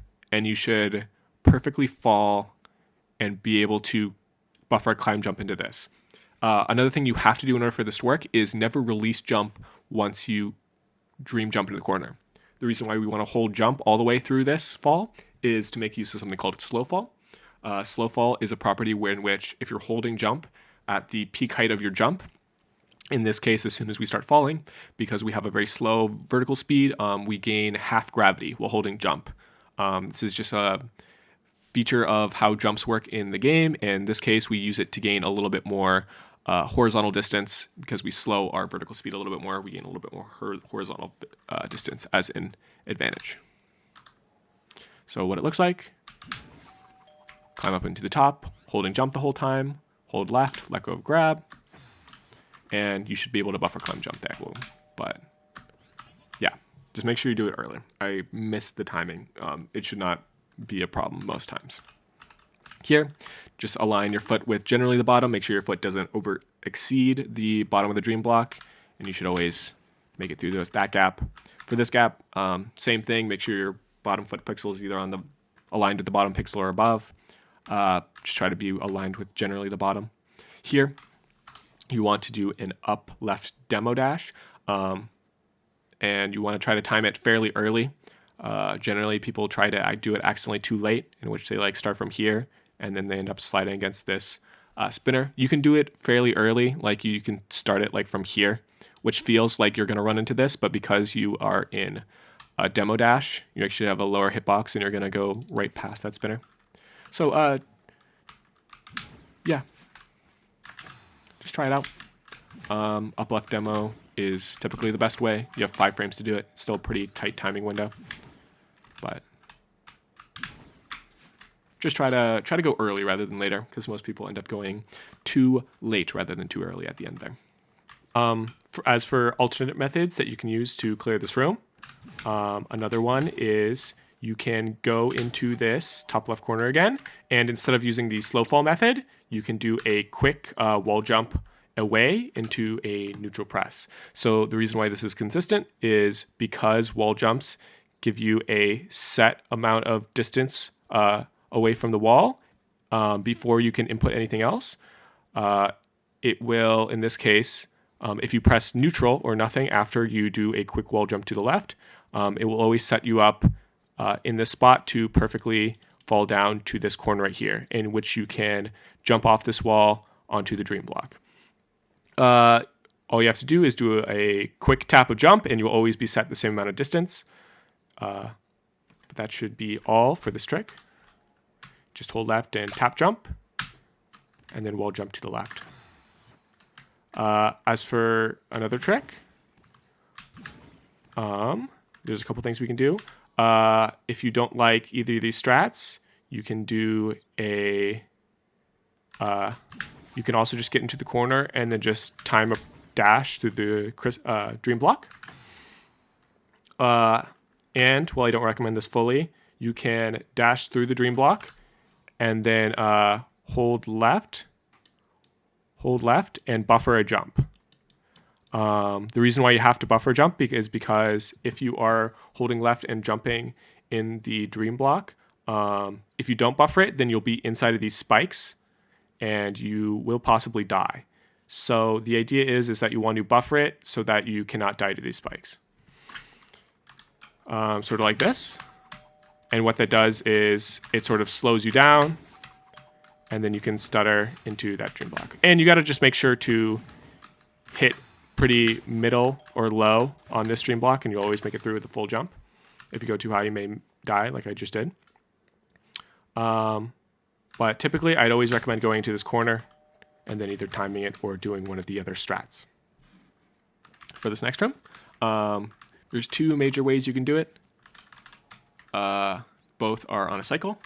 So I'd recommend as soon as you enter this room, as you fall down, buffer a jump on here in order to time the dream blocks like that. So you can notice if I just went instantly, the dream blocks wouldn't be there quick enough. So in this way, we always know where the positions of the dream blocks are going to be because we do the same thing at the beginning every time. And then what I recommend is to dream grab onto the left side of this. and then perform what's known as a dream double jump, which looks like this. And then after that, dream grab, and that's just to stall at the end there. And then proceed the room like normal.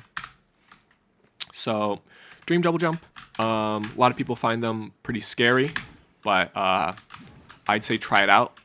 Typically, it's seen as either easier or sorry, I shouldn't say typically. I find it fairly like around the same difficulty as a dream hyper because the inputs are pretty similar. You're looking at a jump into a jump rather than a jump into a looking into instead of a dash into a jump. I think you actually have a bigger window frame timing wise, like for the dream double jump. It's very similar in execution to a dream hyper, but you need to make sure to just make sure to delay your two jumps by a little bit, but do it pretty fast. Typically, how I see people mess them up the most is either they start the two jumps too early, or they delay the jumps too much. I always recommend to try to over delay than under delay, because a lot of people don't realize that they're going too early a lot of the time, because how it ends up working a lot of the time is that when you're traveling through the dream block, there's two windows in order for you to jump. First is as soon as you exit the dream block. So you have a buffer window, like from like about here to about here, to jump as soon as you exit the dream block. That's your first jump. That's jump one. And then after this first jump, you have a second window to jump between like here and here. And that's jump two. The problem is that sometimes people do jump one here and then jump two here, which is bad because only your second jump's going to count, because it only starts once the first window is open. So you need to make sure jump one executes before you start jump two. Now the thing is that jump two has a fairly big window. It has like a 9-frame window after jump one. So you have a pretty long time. So often what I recommend is for you to delay or try to delay around 4 frames between your two jumps, so that even if you end up, doing jump one a little bit too early, like say like you do it like around here, if you do your neck like instantly, it's going to be a lot harder to hit in jump two window. But if you delay it like here, then it's going to be more likely to be up in the window. So recommend to try to delay, just like how you should a dream hyper. And yeah, press the two jump buttons fairly quickly. You can sort of match my input speed, as you can look on the input display. But highly recommend this strat because it removes a lot of the inconsistencies with timing a cycle and just the awkward sort of precision that you'd end up with this room. If you feel comfortable with dream hypers, if you had experience with dream hypers and you feel like it's consistent, I'd highly recommend this strat. Even if you're not comfortable with dream double jumps, I feel like dream double jumps are able to be just as consistent as dream hypers. So if you can get that down, that's perfect. Now, want to try another strat? I'm not too well practiced on this because I'm used to the dream like that, and then do another up right dash, and that's all. But as you can see, it's a little bit more precision focused. You got to time your up dash a little bit better. You got to time a dream jump there, and you got to time that up right dash, though it's not as bad. And then here, for the end, what you can do is I just like to do up right demo into up right demo, so that you have a little bit more space to work with, so you never have to worry about over or undershooting. Just climb up to the top and do an up diagonal demo, and it always should work. The other way you could do, instead of grabbing the top, you could just slide down and then do an up dash, but that's more common. But I prefer the grabbing onto the side. Just feels a little more consistent rather than having to time the up dash. Oh, comb room. Okay, comb room is a doozy. This is one of the choke points in the map just because of how it's set up. You can't really have a stop yet choke point unless you are really, really consistent with timings.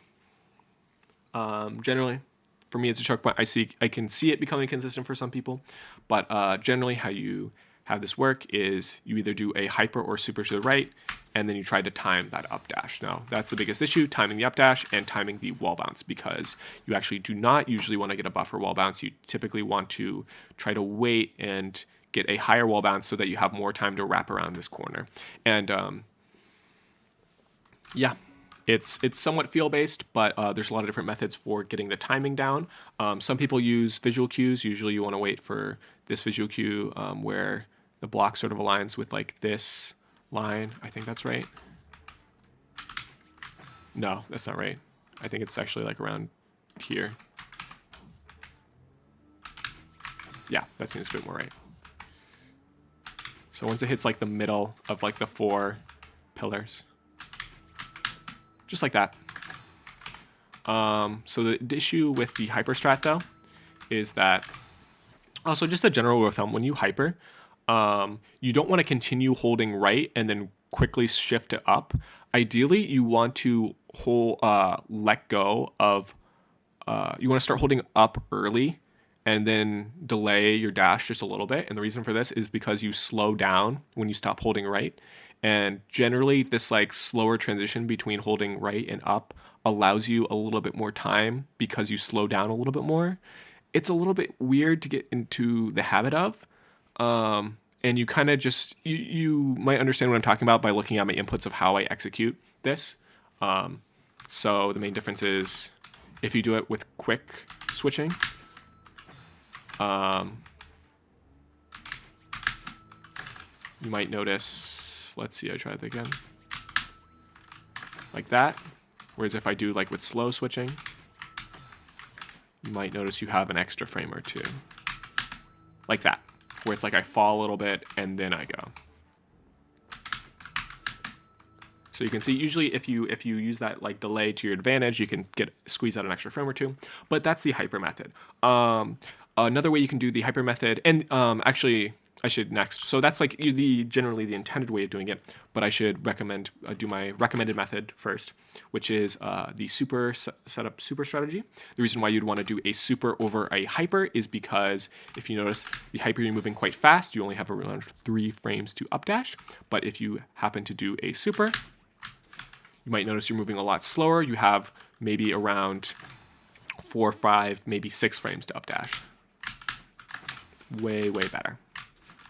So that difference is pretty great because 3 frames versus 4 frames is pretty big difference in terms of timing wise, at least at the higher level, and would highly recommend. So a disadvantage though of the super strat is that it requires more precise positioning. You need to get a pretty late extended super because if you go a little bit too far back, you run into that spinner quite quickly. If you go a little bit too far forward, you don't get the extension because you run out of platform space in order for you to get the extension. So you need to be like around like right here. And that's sort of like the perfect limbo space. I made a setup in order to get there and time it correctly because as you notice, usually you have to align the visual cue.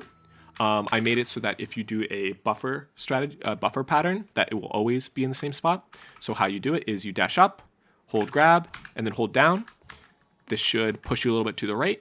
As soon as you land, buffer a down dash. And then as soon as you finish the down dash, do an up left dash, like that. And immediately after you do the up left dash, start holding right. This is also that when you land, you can buffer a super dash. It has to be a buffer because then if not, you'll move a little bit too far right and they'll be bad. Once you land in the perfect spot to do an extended super. So that's the plan. And the reason that you'd buffer the down dash and this up left dash is so that the block is perfectly timed so that you can, continue the super and it'll be there when you up dash. And it'll follow you quite correctly. Now, the problem is I did say it would perfectly line you, but that's actually not true. With this strategy, you actually aren't perfectly aligned such that you're a little bit too far left. So because you're a little bit too far left, you have the chance, if you get a really early extension, like you extend on the very first frame, it's possible for you to hit this spinner. There we go. So that's what it would look like. Sorry about that. as you can notice, typically if you go for this strategy, because you're a little bit too far left, you can get away with hitting the ground and not buffering it perfectly. Typically though, you want to go for the buffer, just because it gives you more consistent position. But, and also if you're going to end up with a little bit of variance. If you hit the buffer, you're going to be a little bit too far left. You're going to be a little bit further left. If you don't hit the buffer, you're going to be a little bit farther right. Typically, you want to be in the same spot every single time. So that's why I always recommend to absolutely make sure you hit the buffer when you go for the super, or else you could end up with varying positions. And that's typically the most important thing, because the buffer out of the super is a little bit awkward, because you have to buffer your dash, and the timing for the extension depends on when you hit the buffer timing for the dash. So you really need to focus more on the position of the character rather than the timing in which you feel it in your fingers. But anyways, I have a adjustment to this strat in order to make this a little bit more consistent. So instead of when you buffer, you have a 4-frame window to get the extension. In this strat adjustment, you get the whole 5-frame window. And how it works is you go to this corner, and then you climb up, and then you choose to updash when you are at the peak of your climb jump. So you see how I'm like hovering over the top. If I dash up right here, you can notice I start from higher up than if I start on the ground. And why this matters is because it pushes me a lot farther to the right and allows me to get there. The disadvantage is that if you miss the buffer on the super, you're a lot more likely to miss the strat overall. So if you're consistently missing the buffer, I'd recommend not doing this strat. But if you consistently hit the buffer, then I highly recommend this strat, because it turns the 4-frame into a 5-frame consistently and gives you a lot more consistent positions. Whereas, this strat can often go awry if you don't hit the 4-frame. The disadvantage of this strat as well is, this updash is also a 4-frame. So, and it gives you more consistent rightward positions, which, if you miss the buffer, it's bad. But it does convert. So basically what it allows you to do is it allows you to basically get one 4-frame or the other. If you hit this 4-frame, great.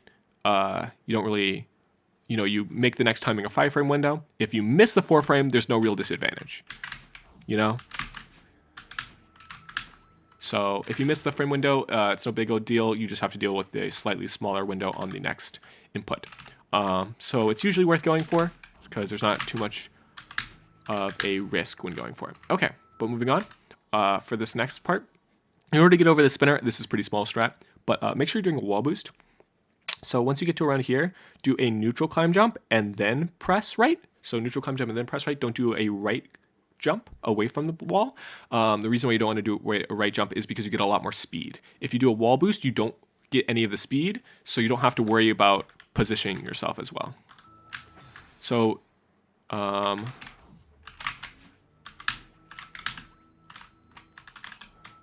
so here's what it looks like without the wall boost. So you can see I almost hit those spinners, and I have to align myself with a bunch of extra speed, which is a little bit harder. Whereas if I get the wall boost, I have a lot, it's a little bit of a punier jump, but you feel a lot more in control because you're not dealing with the lift boost from the block. Just like that. Here, you want to drop down and go into this corner. Then you want to wait for this block to align with this green edge. Once you do that, you want to do this pattern where you're going to want to do a down right dash and then buffer a down left dash, and this should always align you with this. The reason why you want to do this dash pattern, down right, down left, is because you may end up with consistent timings in which you hit the spring. So even if you are looking for the same pattern, you're looking for the same time it aligns with the green, the time it takes you to hit the spring may be different. This allows you to hit the spring at a consistent time, consistent delay every single time. You're always going to hit the spring at the same distance of time. Whereas if you didn't, you just walked into it, you may be take you a little bit longer, may take you a little bit shorter, depending on how long it takes you with like micro adjustments in air. So let's do this in full. And then, afterwards you just continue on with the wall boost. So that's what it looks like. Also make sure you do this wall bounce. Make sure you do a neutral wall bounce and then hold right. If you do a hold right immediately wall bounce, you run the risk of running into these. If you, because you get a lot of height on this, make sure that you're not running into these. You're holding neutral and then right. There we go. So let's do this room from the beginning.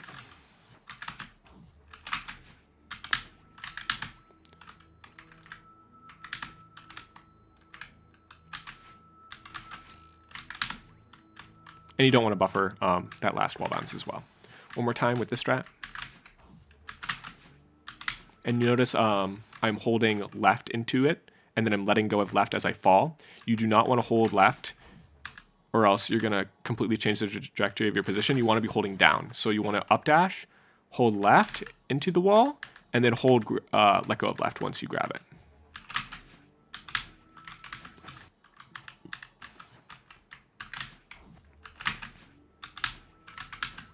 But yes, you may notice that you may end up missing the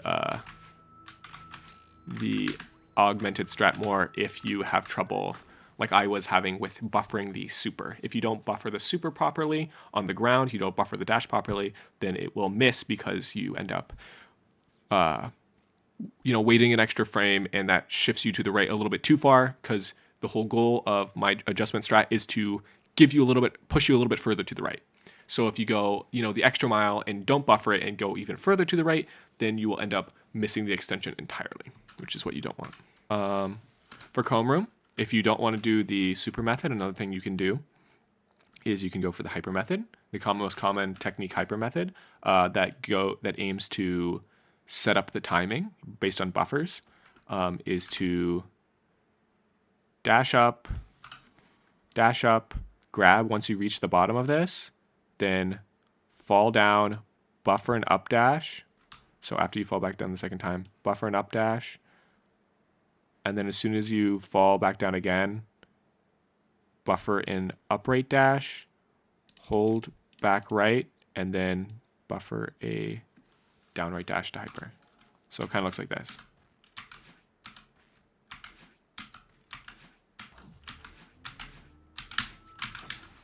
But as you can see,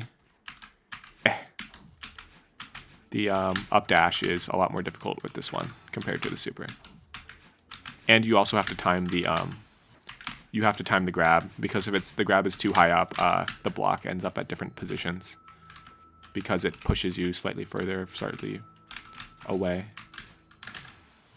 But yeah, this is also a viable method. If you don't like either of the buffer strategies, I'd recommend just waiting for the visual cue and doing a hyper. That's probably your best bet. It's pretty close to intended, but as long as you got a visual cue, you'll be probably fine. One other thing you can do for the ending is you can also do a manual haircut. Oh my gosh.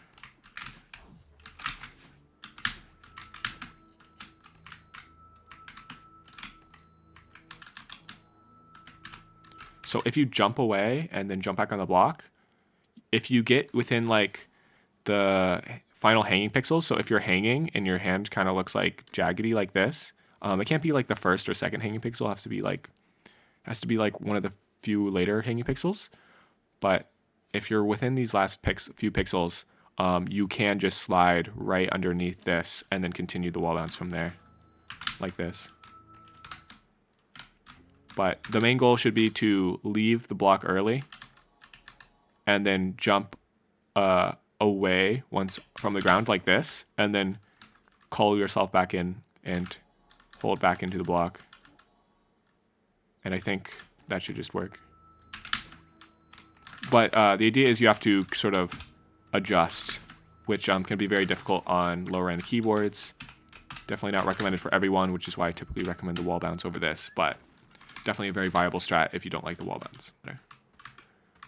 Wholly up to you though. Here, you could do intended. Intended's fine.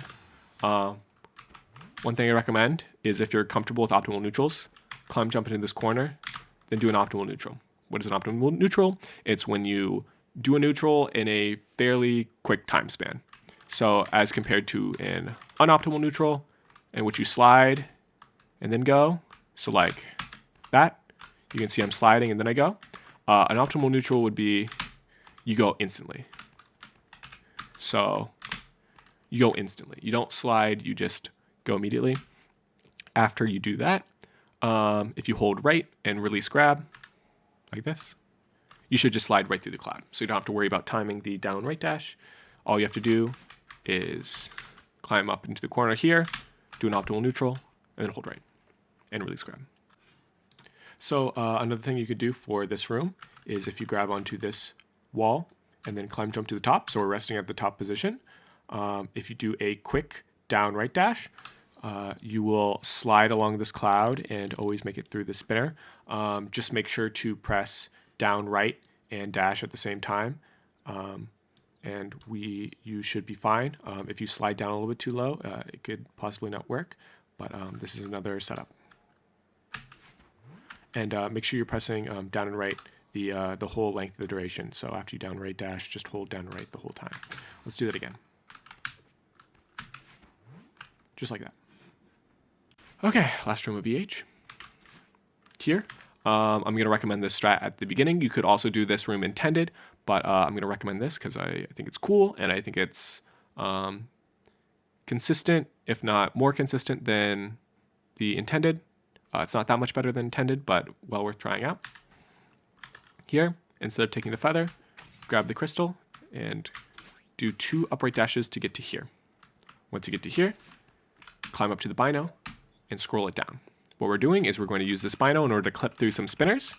You want to line up with the bottom of the camera, aligning with that spinner right there. So you want this spinner to be at the very bottom of your camera. And then as soon as you see that, what I want you to do is I want you to tap dash twice pretty quickly in quick succession. Tap dash, and dash is to exit the bino, by the way. So exit the bino twice. And the reason of this is to add a little bit of delay. So the first exits the bino, and then the second one is for delay. So it basically forces your body to hit the dash button a second time and thus delay a second time, which should align yourself a little bit better for the strat. So hit it twice, then do a jump to the right, and then immediately up dash like this. And as soon as you up dash, you can hold left and grab, and you'll always land on this guy right here. From there, you can continue on the room as normal. You don't have to worry about doing the beginning of the room at all. From there, fast fall until you get to here, stop fast falling, and then you get to that. You could also do this room intended, but I find that strat quite nice because you don't have to worry with, a little bit like of the, it's like a somewhat tight feather. It's like a somewhat tight grab of the pink crystal. I find it a lot more fun as well. Don't have to worry about that wave dash. It's quite fun to do. If you notice, some people have trouble exiting the bino properly. I think as long as you press exit twice, you'll properly delay it. Because a lot of people end up under delaying the bino exit. So also, I'll show you how this works pretty quickly. So here's center camera.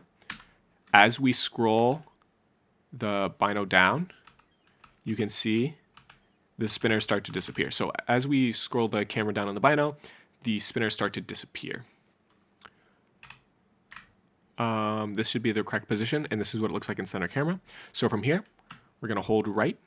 We're going to double tap the cancel button. So because there's a bit of like a cooldown once you exit it, it like has an animation of it fading out.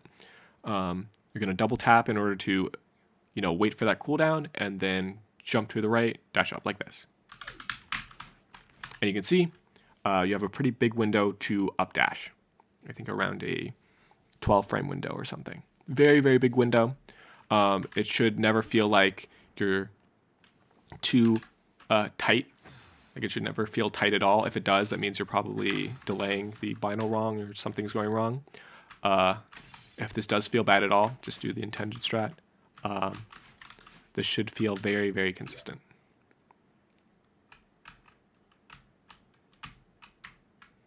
But yeah, hold right, double tap. And then you want to jump between like 5 and 12 frames. Or no, I think it's more than that. But It's like 5 and then like a little bit before peak height jump. Basically just do like a medium jump to the right and you'll probably hit it. It's a very big window. But after that, just up dash and then grab to the left. That's really all. Something you can do other than fast fall is you can choose to do the no fast fall strat. Instead, you can do that. And that works. The only issue is that the timing in order to hit the double dash crystals is a little tight. So I typically recommend the fast fall strat. So what happens is you want to try to upright dash from low. So you can see I collect the first one, and then the problem is that you have to be on like the top right corner of this, because if you're too far in this perimeter, you won't reach the feather. So if I started from say here, for example, even if I sped out my dashes correctly, I just like barely make it. And when you're falling at a pretty fast speed, it's a little hard to time, but still very doable. If you feel uncomfortable with the fast fall, I'd recommend. From there, let's try it again. From there, go up to this feather, and then hold upright. This is for this feathering part where I'm talking directly to keyboard players here. I'd actually recommend to follow the same movements if you're a analog player as well. You don't need to hold the D-pad or anything. Just follow it fairly right around the same, and it should land you in the same spots. The reason I'm going the same path I am is to avoid using as many feathers as possible and avoid as many direction changes as possible. So we just hold upright from that second feather, and we should always land into this next feather. Hold up right, and then switch to up. Dash left into this feather. Move around. And this feather, instead of doing all that, if you find that you're going to run out of feather space right here, you can choose to always upright dash into this, so you don't have to worry about the feather running out too early. I personally find that doesn't really happen for me, so perfectly comfortable just always gliding my way in. But that's perfectly fine if you want to do an upright dash into the feather. I'm not going to show it. Fairly simple. Onto this room. So this is the first room of determination. We're going to start here. For this feather, hyper, don't feather boost. In this section, you actually kind of want to take it unoptimally. The reason why you want to take it unoptimally is because you want to release this feather holding up or upright. If you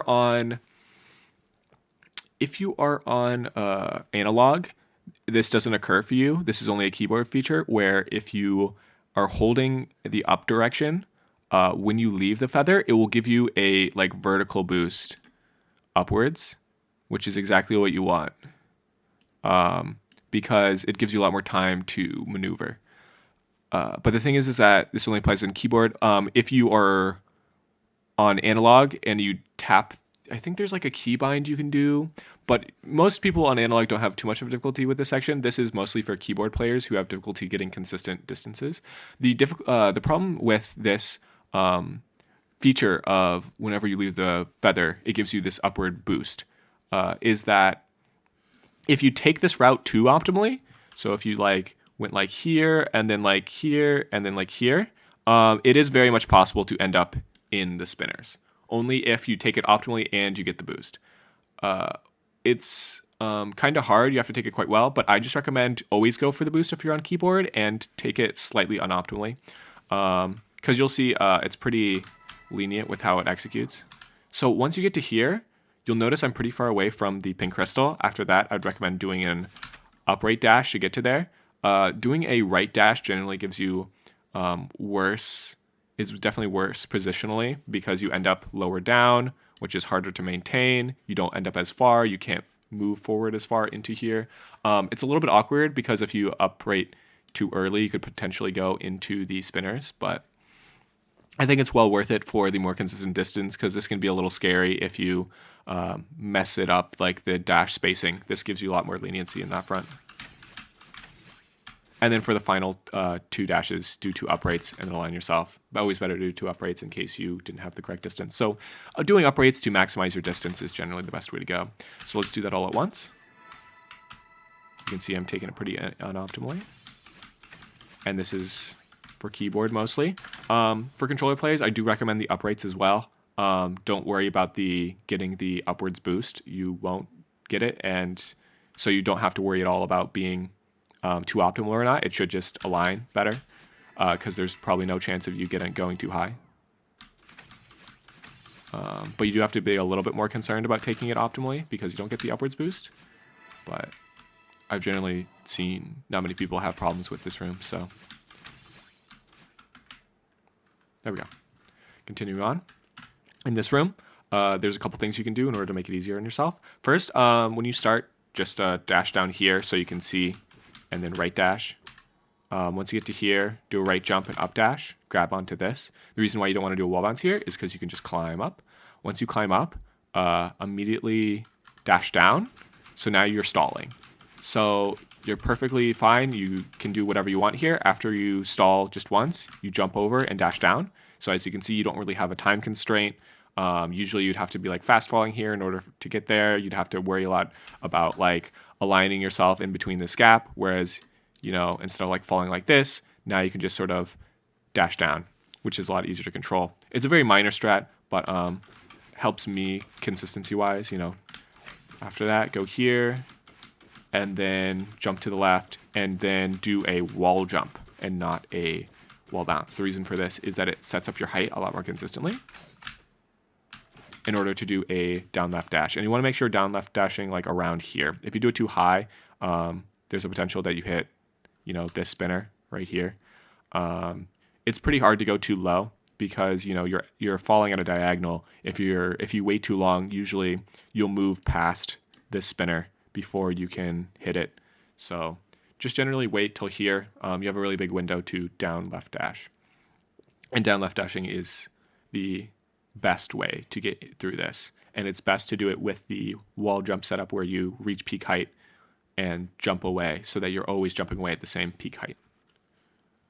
After that, jump onto it as it's going. Make sure you move up and then jump away. And I missed it that time. I'll show it all in once.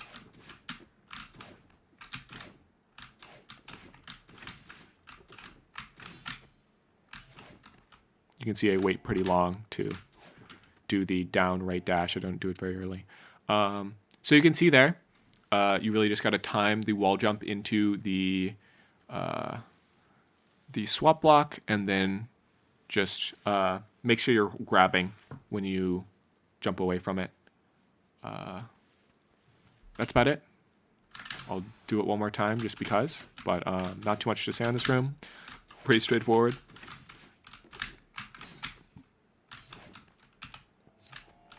But yeah, make sure you grab onto it and as you're moving up and then jump away. Make sure not to jump away too early. You could get pretty low vertical speed. Okay, moving on. This room.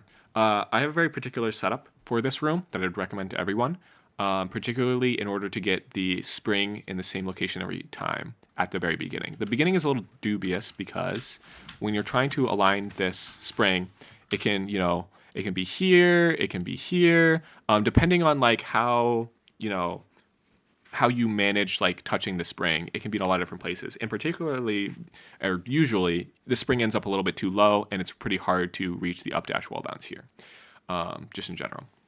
So, what I recommend is a cycle setup. Here's the setup. Dash right into this wall, so make sure you're on this wall, and then do a instant hyper, and reach this ledge, or reach this ground.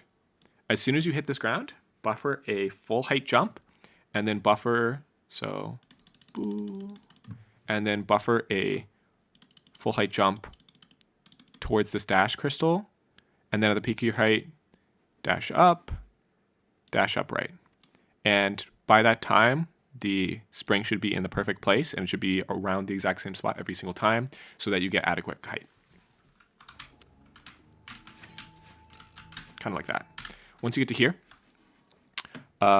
do a very small hop off, but make sure you delay the left dash back into the spring for a while. The reason why you want to delay is because you want to make sure this block is as high up, close to the spinners as possible, so that you can squeeze your head along these spinners as close as possible. This allows for the block to easily pass by, so that you can delay, so you can get past it and not run into it as you're crossing through. Let's just start from the beginning because it's a little bit off cycle. 1, 2. So you can see I did a small jump, but waited quite a long time to do a left dash. So, jumped away for quite a while. And you can see I get pretty good height and pretty good delay on the block. So because the block is so delayed, it's like well past where I need it to be. From there, it's just good dash spacing. Sorry, I missed it. Let's do it again.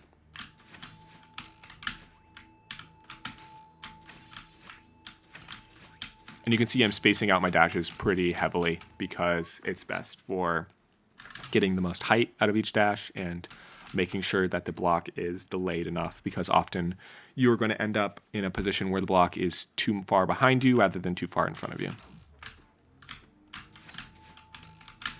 And you always want to make sure to buffer this wall bounce because it always gives you the perfect height, just full height buffered wall bounce, and you'll never go too high. You always end up in a consistent position.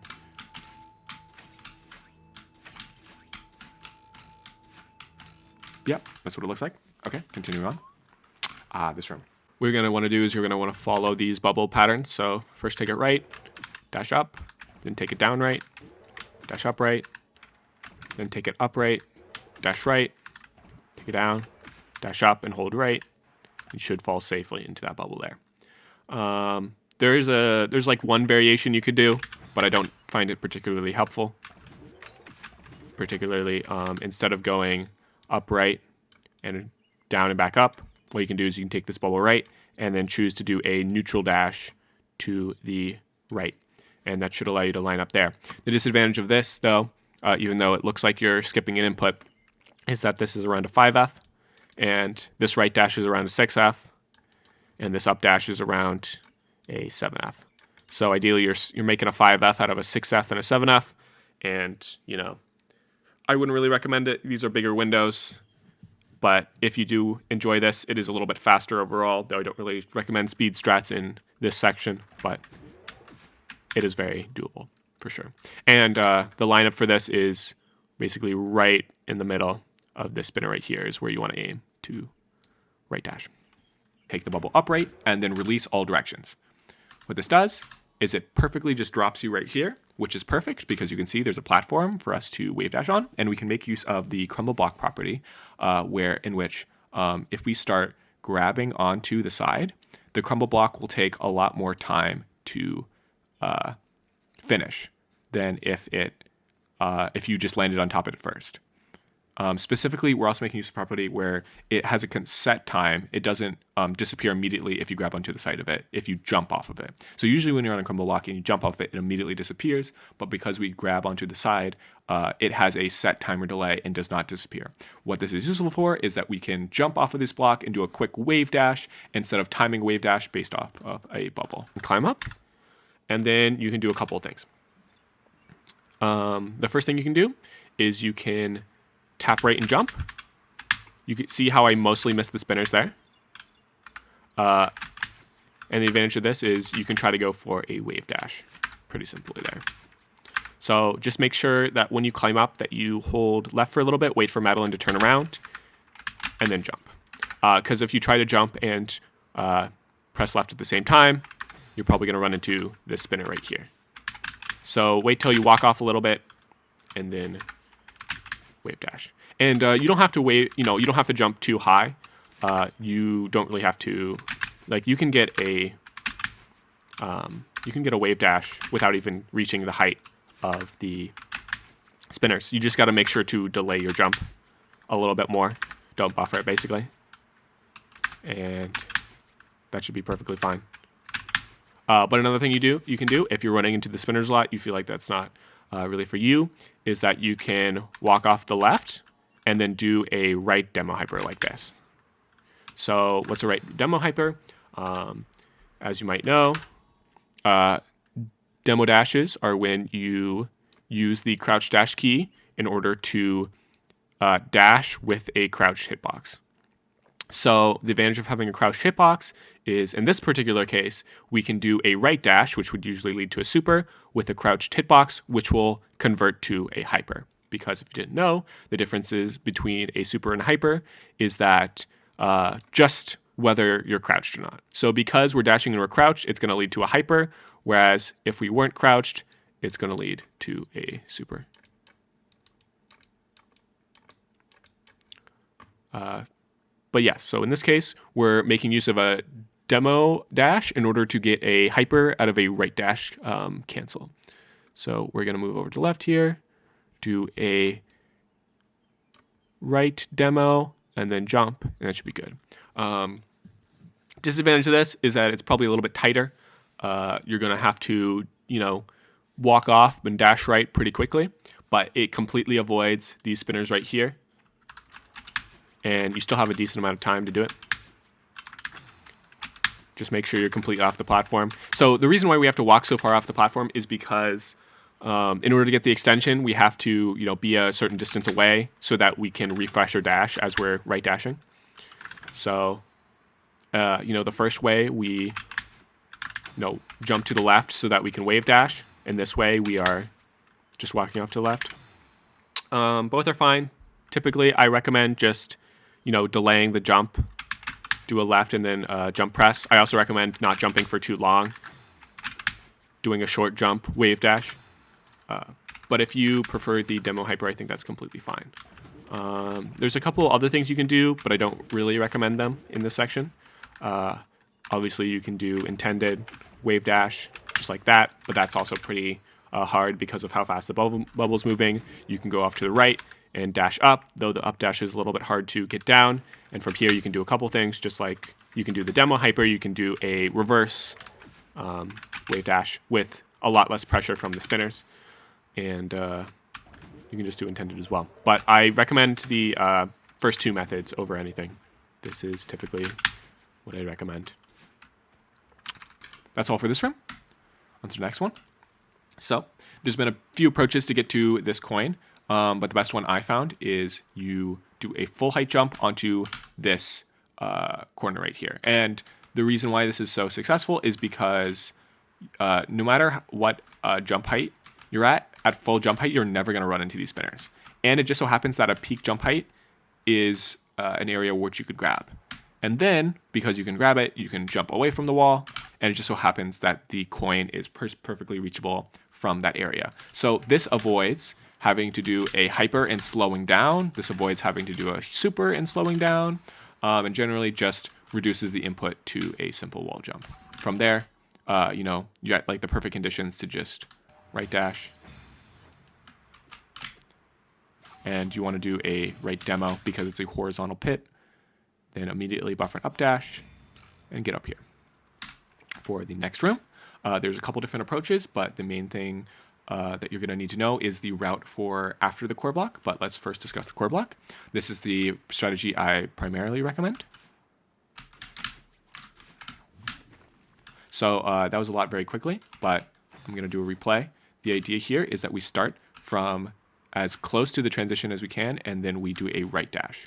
From here, you're going to want to buffer a down right dash, and then buffer another down right dash to do a reverse hyper. And then you want to up dash as soon as available and hold left into the core block and grab. After you do this, do a jump off of the core block as soon as it starts moving back to the right. It can be pretty much anywhere as soon as it moves back to the right, and you have a lot of wiggle room with where you up dash. Generally though, things to avoid, make sure you don't go too far out or you might go too low like this.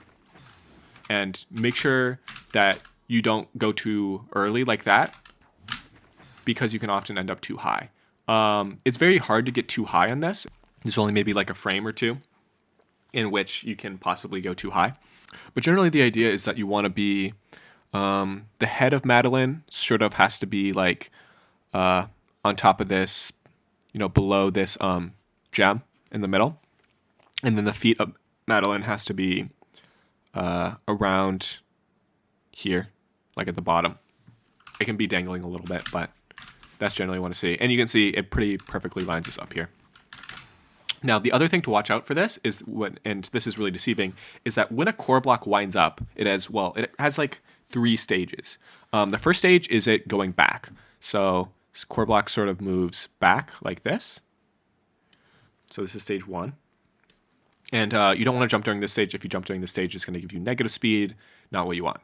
The second stage is it goes forward. And it starts moving right.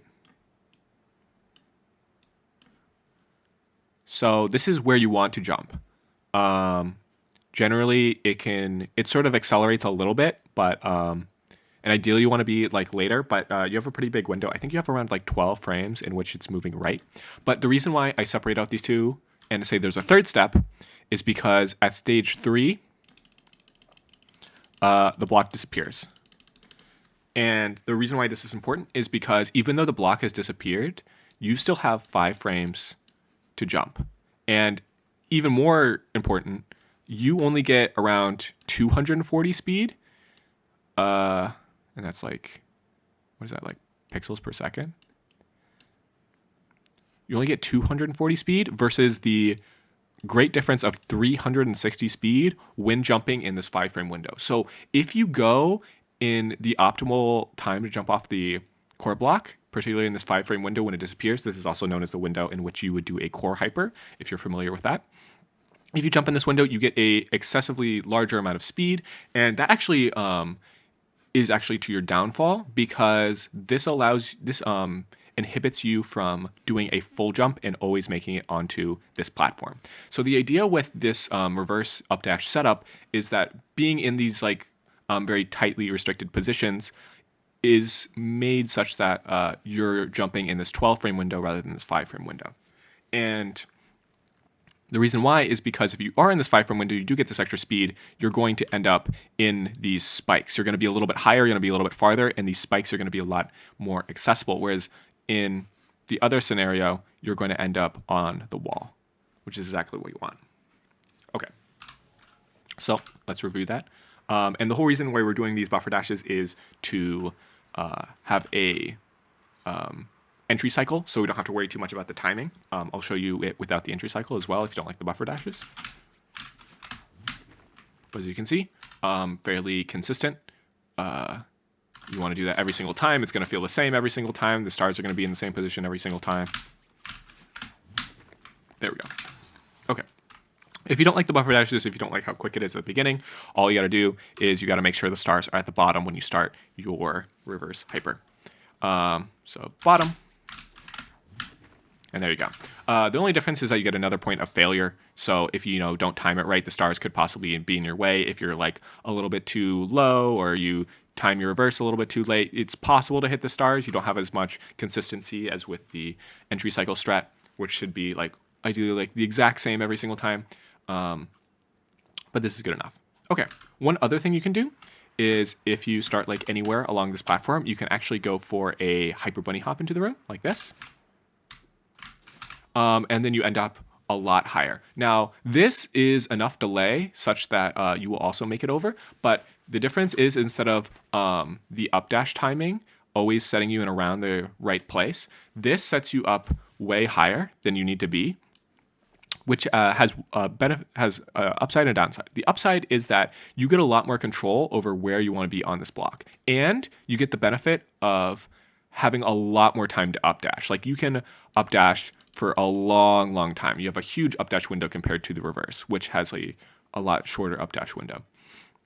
The downside is that you do have to, have a bit more air maneuvering in order to correct yourself to be in this like sort of range in between the gem and the bottom. So you generally have to slide along the core block. You have to sort of correct yourself, and it's a lot easier to make a mistake and accidentally grab at the wrong spot. But I'd say this is a little bit worse or about equal. I think it's perfectly fine. But generally, I think the reverse strat is a little bit better just because it makes you don't have to really correct yourself a lot. It's a lot more brain off. Do one single input. It makes the up dash harder, but it makes it a lot more simple in execution. Okay, now for this part, jump over and do a turnaround onto this pink crystal. You don't need to worry too much about the worms here. Just make sure that you're always holding up and left and grab when you're turning around. If you don't hold up, then it's possible for the worms to appear above you just like that. And you can see, and then if I try to go up, I die. So to avoid this, always make sure you hold up, and the worms, you should always be able to move up before the worms can activate. So you can see I did fall down a little bit, but because I held up and I corrected my position just in time, because I held up the whole time, there's no need to worry. From here, jump over and dash up right, climb up. Once you climb up, jump to the left and do a quick neutral jump and jump over. The reason why you want to get a neutral jump is because if you ever grab onto this block, it will sink. It will sink down, and then you won't have nearly as much height to get over to this core block. And this is actually really significant because this core block turnaround can be really dangerous if you don't get enough height from this moon block. So it is really beneficial to do a neutral and not get the sinking effect from grabbing onto the moon block, and only get like the most amount of height you can out of it. So I highly recommend the neutral, and I'd say this neutral increases the turnaround of the core block from like a 4 frame to a something crazy like a 7 frame or something. I know it is very significant, but generally you want to when you dash up to this block right here, you want to dash up to it and then quickly move so it doesn't sink down too much, because you can potentially miss the wall jump over here. So make sure you go a little quick there so you don't have to worry about the missing the wall jump. Just climb up and go. Now let's do this room all at once.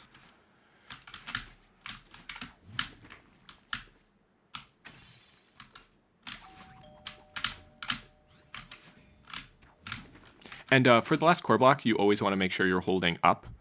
The reason is because it's really hard to hit these spinners compared to these spinners. So no matter how high you are, it's almost impossible to hit these spinners. Even if you are, even if you're at the very, very peak of the core block and you do a full height jump, you can typically like release jump in time. Like you have a lot of time to react. And generally, you need to be more worried about if you're too low and you need to get over these spinners, you need to immediately start climbing up. So it's good best practice to always climb up once you do the turnaround on that core block.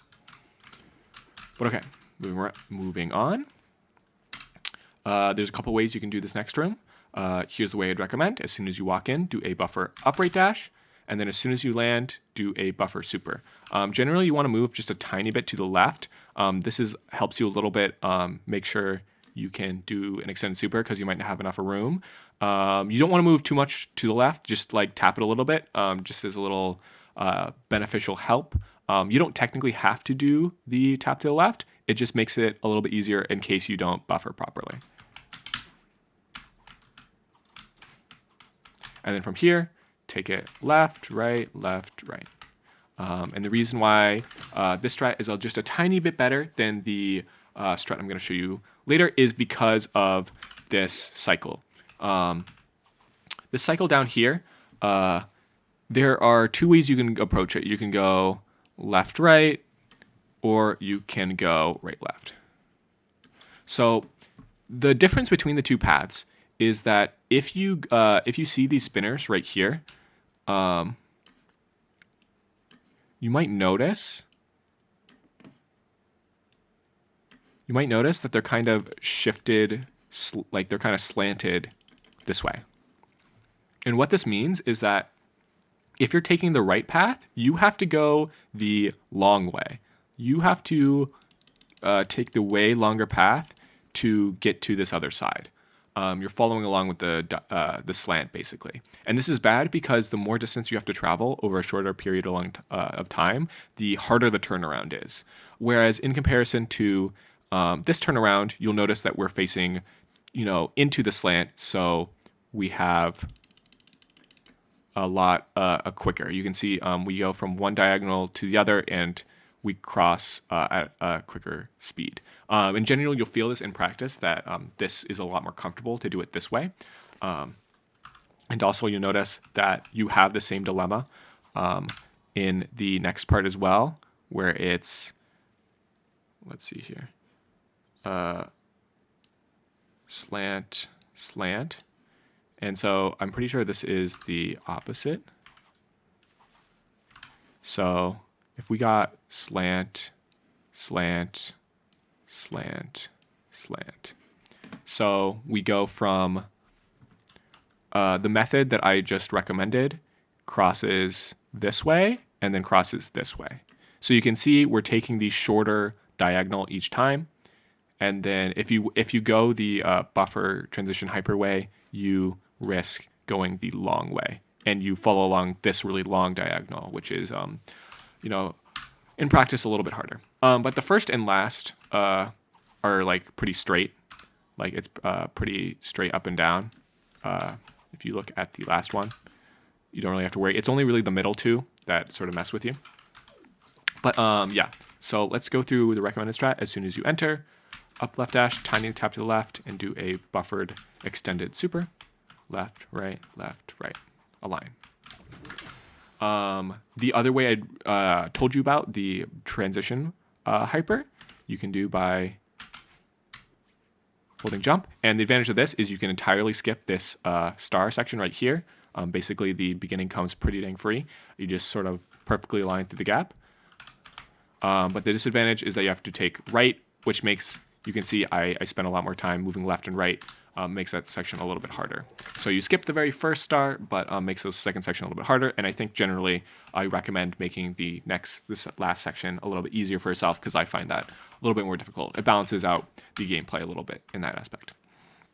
So let's do the transition hyper again one more time for those who want to go for it. Oh, sorry. Muscle memory from going left to right. Boop, boop, boop. Again, highly recommend the first strat, in which you buffer an up left dash into a super. But continuing on, this room, the number one way I'd recommend to do this room is to go down around here. You have like around a 3 pixel window, but ideally you want to try to align the bottom of your foot just 1 pixel past the wall. From here, what I want you to do is I want you to do a neutral jump and hold back into the wall. Once you get around to peak height, I want you to dash to the right and do an extended super. The reason why we're starting down here and doing a neutral instead of starting over here and doing a super is because holding against the wall actually gives you a frame in which you won't make the coin but still extend. This is bad because we want all of the frames that we extend our super to make it to this coin. So the advantage of this strat is that we sort of end up in like the middle, in between the block and the wall, which actually gives us like the correct spacing in order to get the full 5 extension frames to hit the coin. And generally consider the neutral pretty easy in practice, even though you have to do a quick direction change. Generally this, just turns a 4 frame into a 5 frame, which I find pretty nice. But you can also, if you don't like the quick direction change, you can just align with the side and then do an extended super. Just make sure you don't do extend on the very first frame. Just make sure you try to do the super a little late. From there. Another way you could do this, actually no, I wouldn't recommend it. Just go for the super. There's another way where you can jump on the side of the block right here, and there's a pixel setup for that. But generally, I just recommend the super because it's just a single 5 frame compared to this, which is a couple 5 frames. But that's how you would do it if you want to do the other cheese method. Okay, once we get to here, pretty simple room, super, up right dash. You always want to right dash into these springs so you get the most amount of time to right dash. On that crystal, you can just buffer a right dash out of it. They're pretty lenient timings, but that's sort of the pattern I'd follow. Here, grab, and then jump away, and you should always make it in. Oh, I forgot you're supposed to right dash. Okay, that's why it failed last time. From here, you do want a feather boost, so you do want to take it upright first in order to get a little bit of extra speed, and then you want to carry it all around here. And then once you get to this section, instead of trying to, angle yourself such that you land in between these spikes, I find that it's just better to go to the corner of the wall over here. And that looks like this. So generally you want to be going straight up and then tip yourself to the top right once you reach around like this area right here. And this will generally push you into the corner. Even if you do it pretty late, even if you bonk your head, the feather will like slide along the wall, which is always nice. And then as long as you're holding grab out of the feather, you'll always grab the wall. From here, just make sure you tap down a little bit on the wall till you're hanging, and then full jump to the side. And that just makes it a little bit easier so that you don't have to worry about the turnaround, which is a little bit tighter than going to the top right corner. From here, climb up. This is how I'll do the cycle. There's many ways to do the cycle. If you find a way that works better for you, that's perfectly fine. This is the cycle that I found works best for me. Personally, I use an entry cycle. So my entry cycle is I climb up immediately as I get into the room. And then as soon as I reach the very top, I do a full jump and up dash like this. And then from here, I mostly do small jumps. So I don't hold jump when touching the ice. I just let it bounce me, do the little bounce. Only for one ice block, I do the big bounce. And that's for a reason, because it sets up, it makes it less likely for me to hit the top of one of the ice balls in the future. But I'll just walk you through it.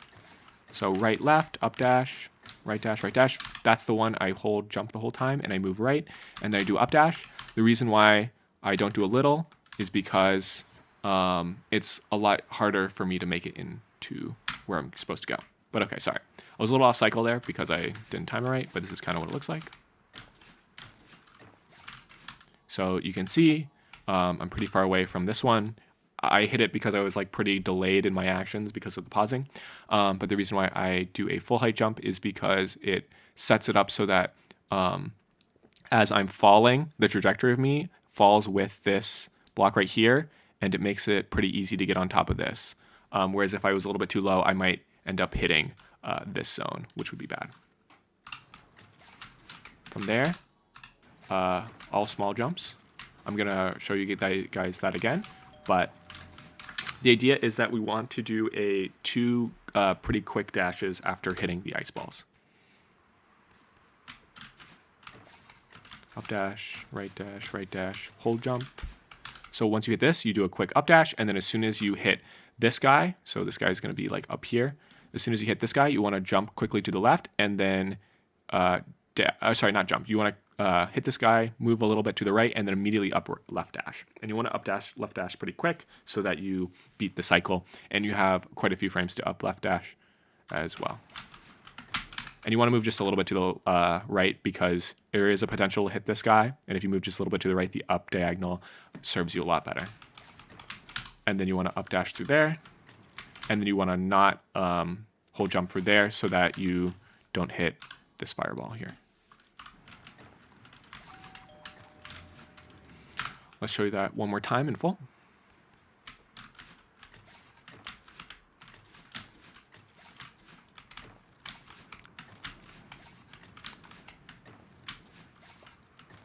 But yeah, there's like quite a few cycles that go with this that people have developed. A lot of it is self-routing, or a lot of people have self-routed this themselves.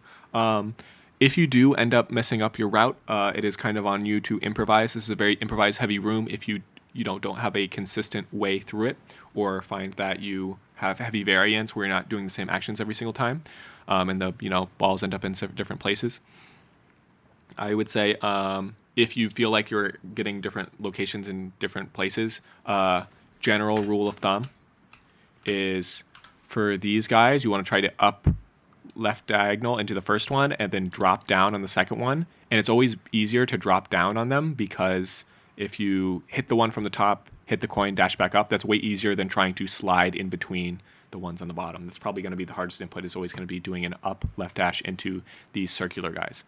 And my route sort of tries to make it such that I have less chance of running into the tops of them. Okay, moving on. This room, just dash along to get to here, do some wave dashes. Once you get to this coin, climb all the way up to the top and then hold left. This is a very classic strat. And then release grab like this. And you should glide right into the bubble. This is way easier than trying to jump off and time a right press into this bubble. Yep. Oop. After that, just do 2 up dashes. I think you can buffer the up dashes as well.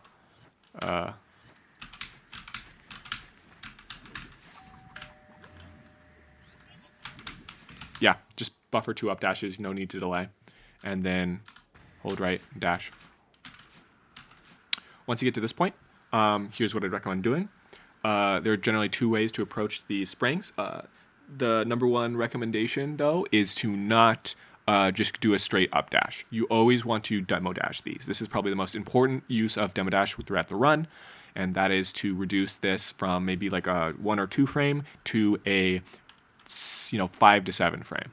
A very, very huge difference in gameplay. You'll feel it for sure. And this is the number 1 recommended way I would do. From the start where like the wind doesn't move you, I'd recommend doing a right dash and a down dash. This sets a pretty consistent position. Then start walking left because you want to do a super. If you try to do a hyper, you'd end up at a pretty lower position and you'd end up a little bit too fast, which would make the up dash harder. So start walking left. Make sure not to walk left for too long or else it'll distort your position too much. But just walking left a little bit won't distort your position that much, and it will make it easier for you to super because you need to be not holding down in order to super. So like that, and then you do an up demo and then hold right. It's really important that you first up demo and then hold right, because if you don't hold right, you won't slide along the bottom here and then reach the spring. The whole goal is to have a crouch tape box, and then as you're falling to the right, you uncrouch into this spring and you get launched. If you didn't demo dash, you'd bonk here, and then you just fall straight down, never touching the spring. But because you start crouched and you move along the side here, you uncrouch into the spring, and then you can move forward. And then on the second spring, you want to do something similar. So hold right, hit the spring. And then for this third spring, you actually want to, as soon as you notice that you're moving with the spring, you want to release right. And you should perfectly move past these spikes. And then you want to do another up demo and hold right again. There, I was a little bit too early. It is worth to note that the area in which you can up demo is like sort of like here. Notice that like this is sort of like the left half of the the left half of the Moonblock is sort of the danger zone, and you need to watch out for making sure you're far enough right. It is a pretty big frame window, but it kind of does feel like you can up dash into the whole block when that's not the case. You can only really up demo into the right side of the block.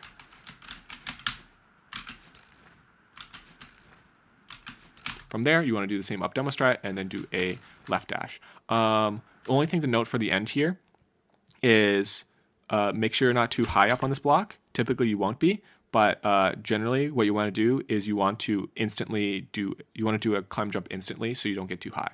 So here, I'm gonna land like right here, and it's perfectly fine for me to just do a climb jump to the next. After you get to here, then climb up and do another climb jump. But the first one, you don't want to climb all the way up, because if you do a full height climb jump, you'll end up in the spikes. You'll see what I mean soon. So here, just buffer a climb jump, and then for these last 2, climb up. And that just helps a little bit with consistency. Most people just do that automatically, but I tend to overthink it because these blocks worry me a little bit. Another thing you can do instead of the up demos is the upright demo strat. Now, the advantages of going for this is you're going to have a little bit easier time if you're on analog, just because the up dash into right press that the up demo requires is a little bit more awkward on analog. If you're perfectly comfortable with that, then I'd recommend still going for up demo, but perfectly reasonable to go for this strat as well. It's not too much worse. The reason why people mostly consider it as worse is just because the bounding box for which you can dash is a little bit more awkward. But overall, if you are comfortable with knowing where to dash and are comfortable into getting into that location. The frame timing is only about like a 5 frame versus a 6 frame. But yeah, let me show you what I mean. So typically how I like to start off the first upright demo is I do get to this wall right here, and then I do a buffered down right dash into down dash. This is compared to the strat that we use for the up demo strat, in which you do right dash, down dash. So it's going to be a little bit further back, and the reason we want to be a little bit further back is because the bounding box is a little bit shifted left. So let's just explain right now. For the bounding box for the up demo, you have to be in between. So if you imagine Madeline's body like here, like directly in the center of this Moonblock, in order for the up demo to work, Madeline has to be, at least a little bit towards the right side. So as long as the majority of Madeline's body is on the right side of this block, it will work. And it can go out to like, as long as you hit it. So this works as well. So that's sort of the bounding box we're looking for. And then as long as you can up dash properly, this will work. So the idea is like you're trying to get into this sort of square if you are going for the up demo. But for the upright dash, the bounding box is a little bit different because they were going for a little bit different of a strat.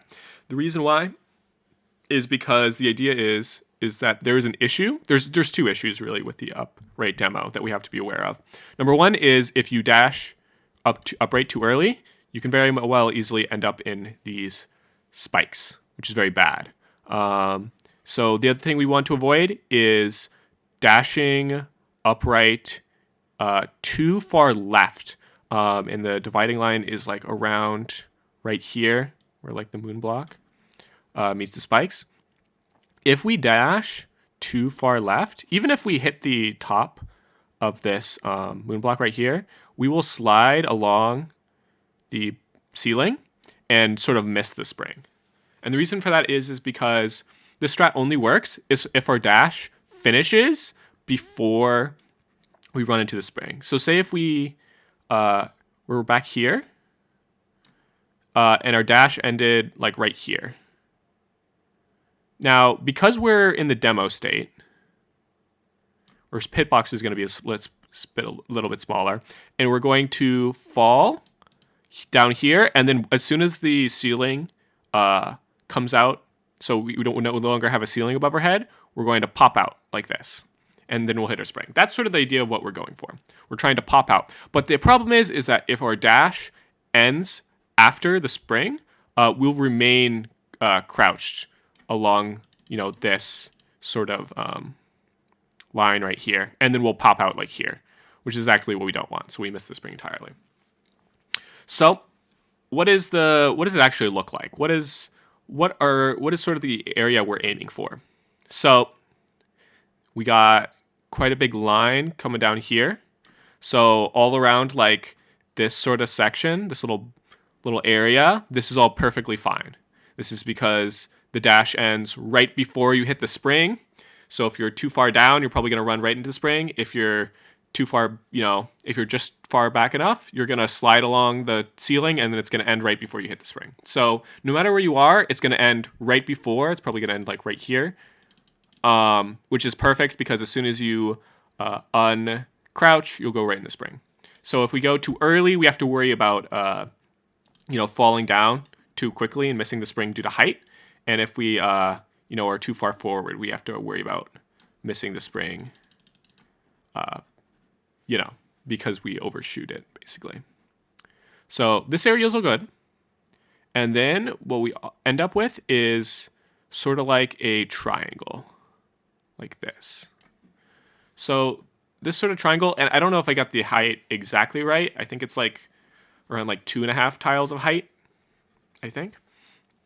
But the main idea with this is that we can dash super far back here, because it will end. Maybe the dash will end like around like right here, and then we'll fall and just barely uncrouch to hit the spring. Any further back, and you'll either hit the spike, or if you're, say, like too low down, you won't be high enough to hit this at all. So this is sort of like the death line for too low. This is sort of, you know, to the left of this means you're going to hit the spikes.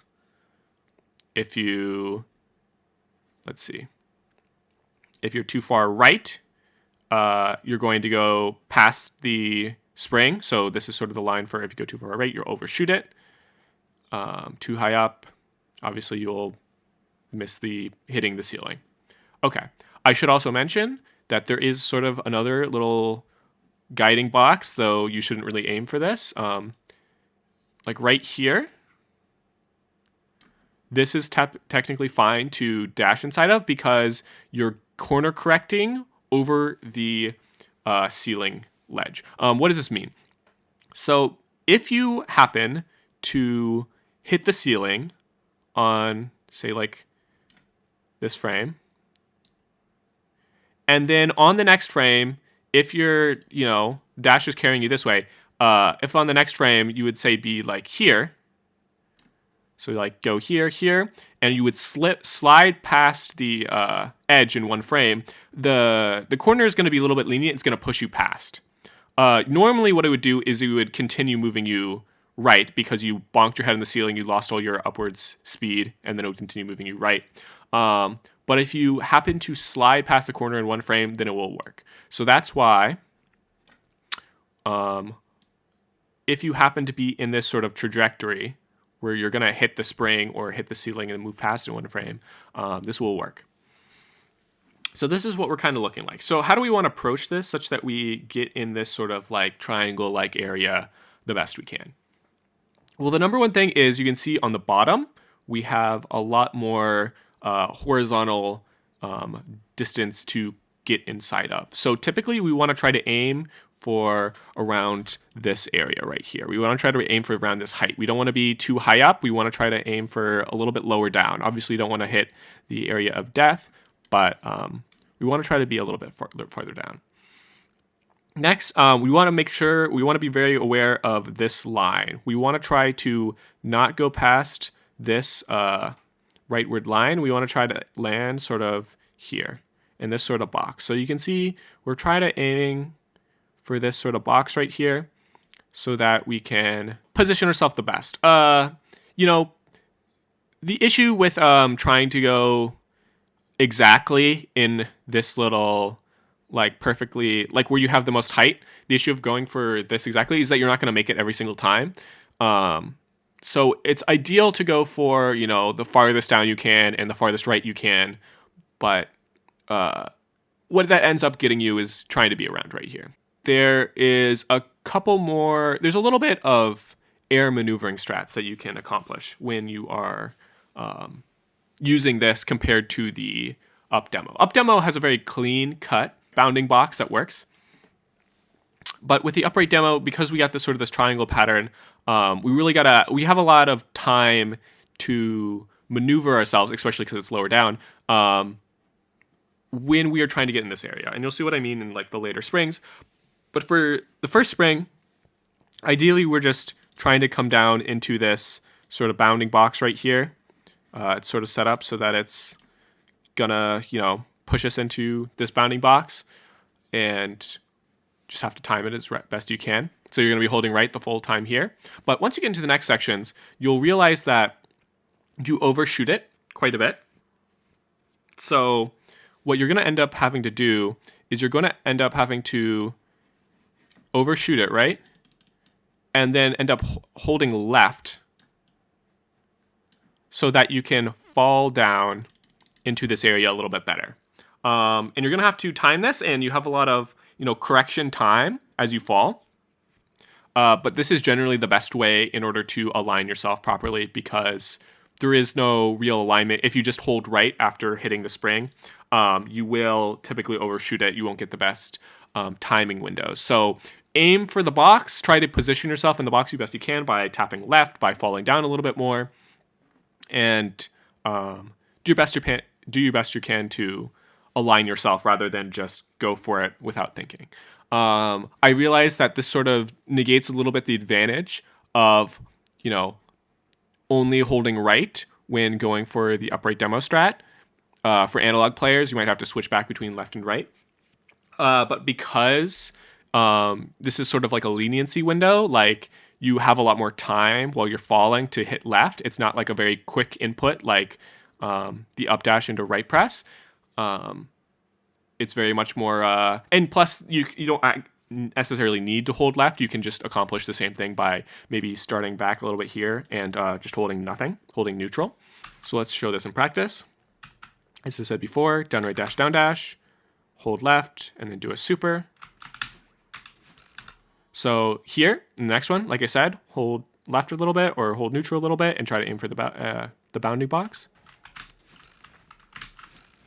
On the last one, it was a little bit far right there, but it still ended up working out. Okay, moving on. In this room, just walk over. Don't need to jump or anything. Just time a dash. Grab the crystal, jump over. Do neutrals on these. You don't really need to do a wall bounce. For this crystal, make sure that you collect it first and then go over. If you try to collect it and miss collecting on the way because it's fairly high up, like it's very possible that you miss the jump or undershoot the jump and don't hit the crystal. That's why I recommend collecting the crystal first and then coming back. Go to this side, start doing neutrals again. The reason why you don't want to wall bounce is because I have a setup such that you don't need to like fall down, tap right, and then fall down again. This is the very common problem I see. Instead, I have a setup where if you neutral to the very highest point you can on this wall, you do a neutral jump to like your peak height, then do an up dash. If you fall, you should perfectly fall through this gap. So this is a setup so that you can just hold right the whole time without worrying about stuttering. So this is what it looks like. Neutral to peak height, and you can just hold right the whole time. And then once you get to here, again, not beneficial to wall bounce. Instead, you do something similar again. Here, the setup is such that you get enough height, such that you end up high enough on this block, such that you do as quick as a wall bounce as you can. So you will always surpass this spinner, and you'll never have to worry about undershooting. So you do as quick of a wall bounce as you can on the second one, and you should always overshoot, not undershoot. You have a very similar setup. Try to get a neutral to the very top. Try to neutral up to the very top, but instead of a neutral jump like this, what I want you to do is a wall jump away like this, and especially wall jump away, and then once you reach here, time an up dash. It is possible, sometimes you get enough height such that this wall stops you, which is perfectly fine, but sometimes you get a little bit low and you might miss it, so it is beneficial just to time the up dash. And then once you time this up dash, wait till you're at peak height. Once you reach peak height, then do a very quick wall bounce. Do a very short wall bounce. So this is what it looks like. Like that. So up dash to peak height, and then do a very quick wall bounce. Then you go to here. Let's do that all again. You don't really have to do the first side strat, only really the second one. You see I missed it there. The second one probably needs it the most. Neutral to peak height. Turn around. Wall jump. Just like that. For this next section, there's a strat where you align with the very right side of this tile, do a downright dash off of this block, and then as soon as you do the downright dash, you immediately start holding right. So it kind of looks like this, and it will always perfectly align you. You have to hold right and down for fast fall. So it will always line you up for that gap, and it looks like this. Sorry. So you can see it always lines us up, and then you just need to do time a demo to the right, which is around a 5 frame.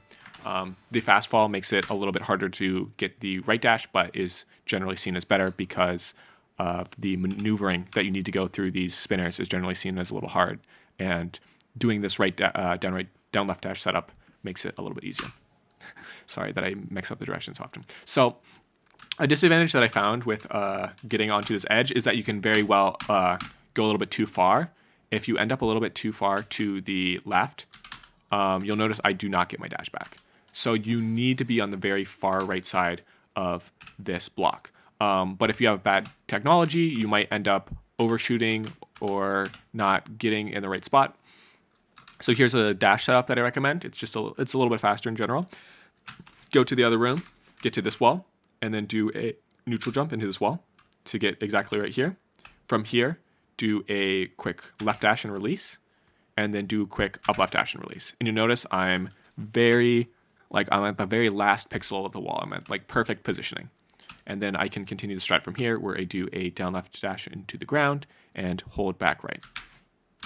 Just like that. And you always want to do a right demo because you get an extra frame or two off of, or just a single frame. You get an extra frame to right dash. For this room, you want to do it basically intended. Try to be towards the right side of the Kevin, just because you get a little bit more control when when the Kevin's up here, it's falling back down. When you are coming over, if you're a little bit further to the right, you don't have to walk as long, and so you have to delay more yourself in order to align the Kevin with this space, but you have more time to control. If you're all the way back here, you have to walk a little bit longer, and then the window might be a little bit tighter.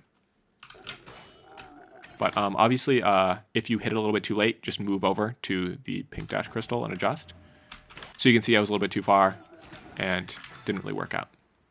You can save it from there, but let's just start from the beginning with a clean attempt. And you always want to do a down left dash there because it gives you a lot less height. You don't have to worry as much about falling. You can get to this feather quicker, which is what you want to do. You want to get to this feather as quick as possible. I'd also recommend doing fast fall here and then doing a right dash. Then you take this as normal. From here, do an upright dash into the Kevin, fall into this green crystal. Actually, yeah, I timed the right dash a little bit too early. You wanna make sure you're hitting like the middle of the Kevin when you do your upright dash. You don't wanna be in this area. You wanna be in this area. So you can hit the green crystal, and then once you hit the green crystal, move to the right a little bit more, and then up dash and go on top of it. So let's do that all in full. Again, we're on the right side, so we have a little bit more control. Do fast fall so we get to the feather quicker. And then we want to aim for, we want to aim to be pretty late with the upright dash. And then wait as late as possible to up dash as well, so we get all the way over to the right side. As soon as we touch here, we want to wait for the Kevin just to move the slightest bit up and then hit it. The reason why this is important is because we're going to do a strat where we are going to skip this pink crystal intentionally. And we need to make sure the Kevin moves up so that it hits all of these blocks. If you hit it before it can move up at all, it won't hit these final blocks and it'll shove you off. So here you have a very large window to down dash. And then once you down dash, you can just jump up to the end. So instead of getting the pink crystal, risking the Kevin height with the pink crystal, you can just down dash and do a boosted jump. Momentum jump, if you will. So let's do that all at once.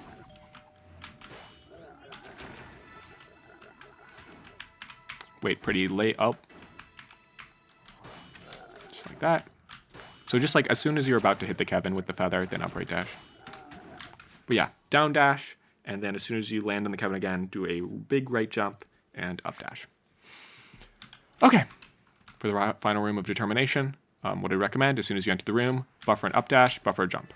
And that should perfectly align these stars. And that's really the best you can do. From there, the stars get a little bit erratic. So as long as you just follow the movements, my movements, you should be fine. It kind of looks like this. From here, you go top, bottom, top. And then you go bottom, middle, up, hit back into that spring. Now you need to wait for this star to reach this location and then climb up. Just like that, and then right dash.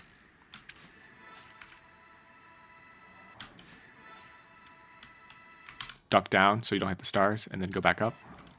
And you should be fine. Let's do that all again. So let's do the buffer strategy, which is up right demo into buffer jump. Sorry. As soon as transition. There we go. And there are a couple of different ways to do that, but that's the way I prefer. I think that's probably the simplest way. Up, down, up, middle, down, middle, down, middle, up. climb up once the star is at the bottom. No need to feather boost either of these, though I don't think it matters too much if he does. Just a little, puts you a little bit off cycle.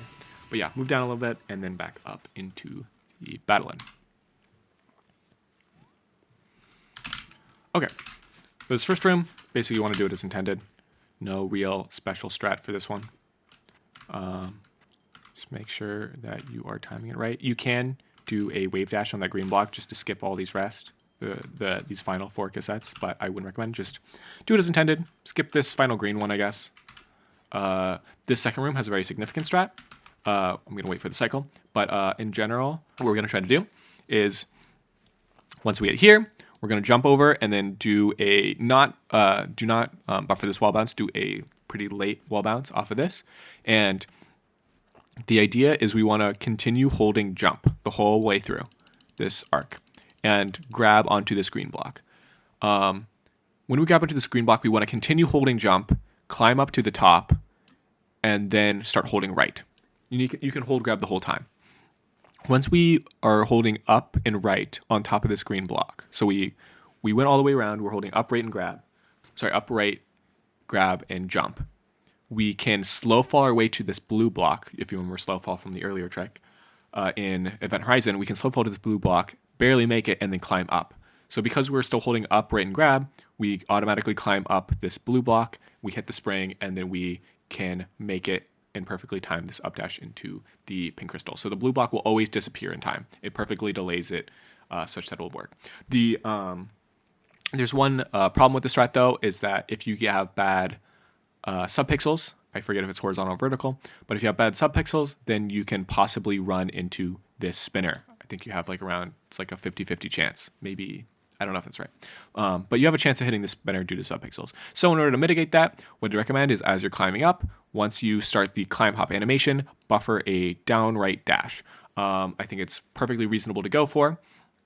Just buffer a down right dash into the spring, and then you'll always 100% of the time make it past this spinner and never hit these blue spikes here. A cool also advantage of this is that it's pretty easy to save if you miss. The save is just do the same thing because you do have a chance to make it past the spinner. So if you do miss the down right dash, you can just still make it. But obviously this is more luck dependent. It is always beneficial to learn the down right dash buffer in order to make it across. And from there, you just continue the rest of the room as intended. But let's show it this off. Jump. Climb up. Buffer a down right dash. That's what it looks like. A lot better than trying to time the blue cassette block without that. From here, jump as soon as the blue starts. I like to do up dashes before hitting the springs just because it makes me feel a lot more in control. You can look up the intended way and do that that way instead. But generally, this is the way I feel best. There's not too big of a difference because this room isn't seen as that hard, so there's not too many strats surrounding it, but that's how I like to do this room. I'll do it one more in full. So I like to just do up dashes before hitting these springs. I like to skip that first blue spring, and yep. Just reduces the amount of contact I have with springs. Makes me not in like a spring most of the time. So if I'm off cycle slightly, I can adjust. This room had a recent strat development that I think it will prove quite useful if you struggle with this room at all. This room is known for being pretty difficult due to the quick turnarounds you have to do and the amount of inconsistency that these turnarounds can cause with setting up the cycle and such. Also, this room is generally pretty fast-paced, which is very scary this late in the run, when you have to do that quick of inputs. So this is exactly what I would recommend. First of all, try to make it so that your toe, this like sort of light pixel, is like in the middle of this block. It can sort of be anywhere within these like 3 pixels, like this like lighter toe piece, but sort of aim for it to be there.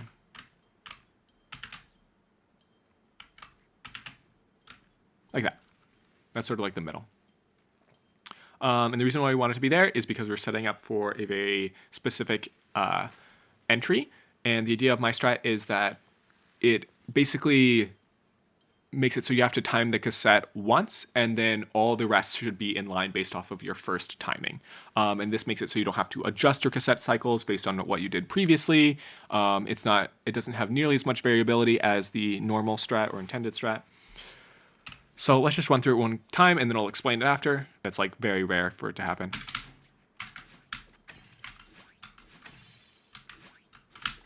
Just like that. So as long as you go, you don't wait too long. This is only generally a problem if you go like way too late.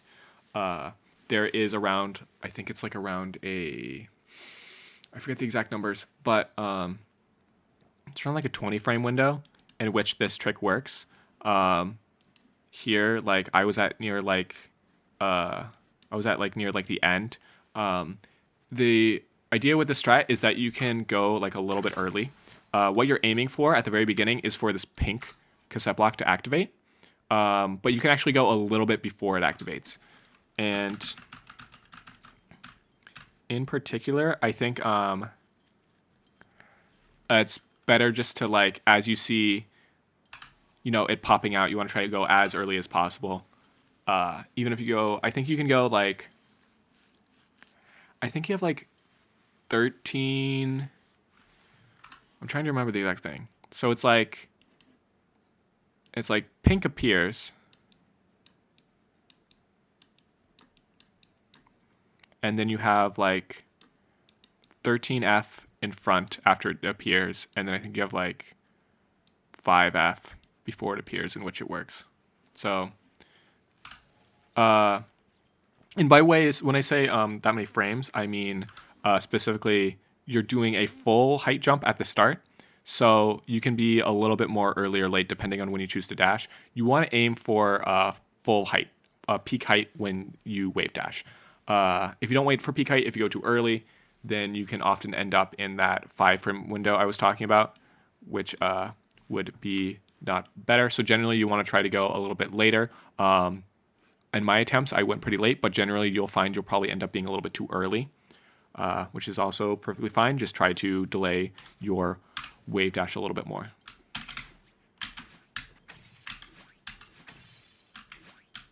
Here, you can notice the ending is pretty much the same every single time. I should probably be explaining these strats now. Here, you want to buffer a wall jump off of this blue cassette as it appears. And you should always hit the pink. From here, you want to spread out 2 upright dashes so that you grab onto that. Then fall. Fall more the better. Then you want to do upright dash and then right dash. You want to right dash and hold right. You want to try to neutral as soon as possible once you hit the blue. I'm pretty sure you can buffer it. And then once you do that, you want to reach peak height so that you delay for the pink block. And then as soon as you reach peak height, start going and land on this pink cassette. Once you hit this pink cassette, do 1 neutral jump, like here to here, and then you can jump off, and you'll always reach that blue. So let's do that one more time. And this beginning part isn't too precise. I'm just making more precise than it has to be. But I think you have generally like a 3 pixel range or more, depending on how you approach it. Generally, that pixel is just the best pixel to go for. All right. And you shouldn't really have to worry about going too high or too low. These spikes are pretty hard to hit with the neutral, even though it looks kind of close, because generally, once you reach peak height, you should be moving left. And also, this blue block disappears pretty quickly after you do the neutral, so these spikes generally shouldn't be a problem. These spikes generally shouldn't be a problem because you shouldn't really get enough height to reach these guys. You should also be moving like up anyways, so it's pretty hard for you to hit these spikes as well. If you do, I'd recommend just trying to be as low down as you can when you're doing your up right dash and your right dash. The lower you are, typically the better positioning you'll have. There's no disadvantage to being too low. Just make sure you don't hit these spikes, of course. You don't run into these. But yeah, let's run through that one more time. As soon as the pink cassette appears, buffer jump, spread out 2 right dashes. I missed because I was too low. You have a lot of frames to updash here, but you need to make sure that you get enough height. And the way that you get enough height is that you align your position very specifically in this wave dash format, and that you buffer the jump, and then it's perfect. But you also need to make sure that you don't release jump for too many frames before you up dash. Do a very quick, go very quickly from holding right to holding, go very quickly from holding jump to holding up and up dashing. You don't want to wait. You want to do a pretty quick turn compared to comb room, in which you want to do a slow, switch between holding right and holding up. You want to do a very quick switch between holding right, just so you get more upwards position, because generally you might be a little bit too low. But it is designed such that you will never be high enough to reach this lightning.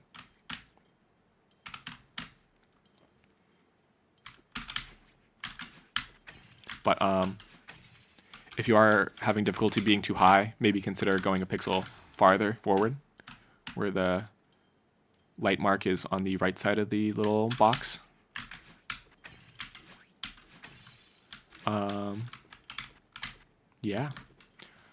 Definitely try this out.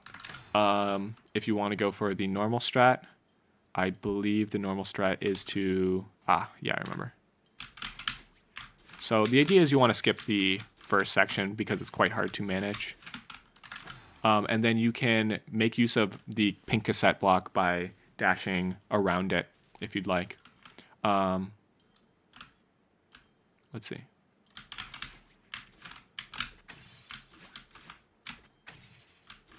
So like right there. And then do some quick climb jumps to get up to where you need to be. A little bit more inconsistent.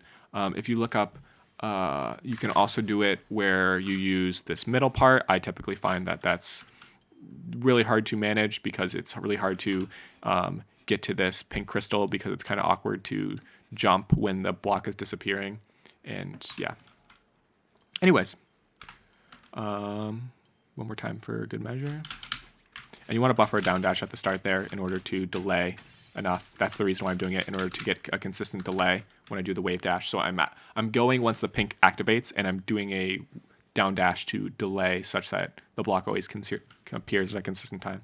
Just like I'm doing in the other strat, in which I'm waiting for the pink to appear, and then I'm doing a full height jump in order to delay. For this room, pretty easy. Just repeat the pattern. Up dash, climb up, climb up, and you're good. Pretty simple room. Just make sure you get enough height at the very beginning. You can save yourself some time by going over the last one. Here, you want to wait for the blue cassette to activate and fast bubble, and then follow my pattern with slow bubbles.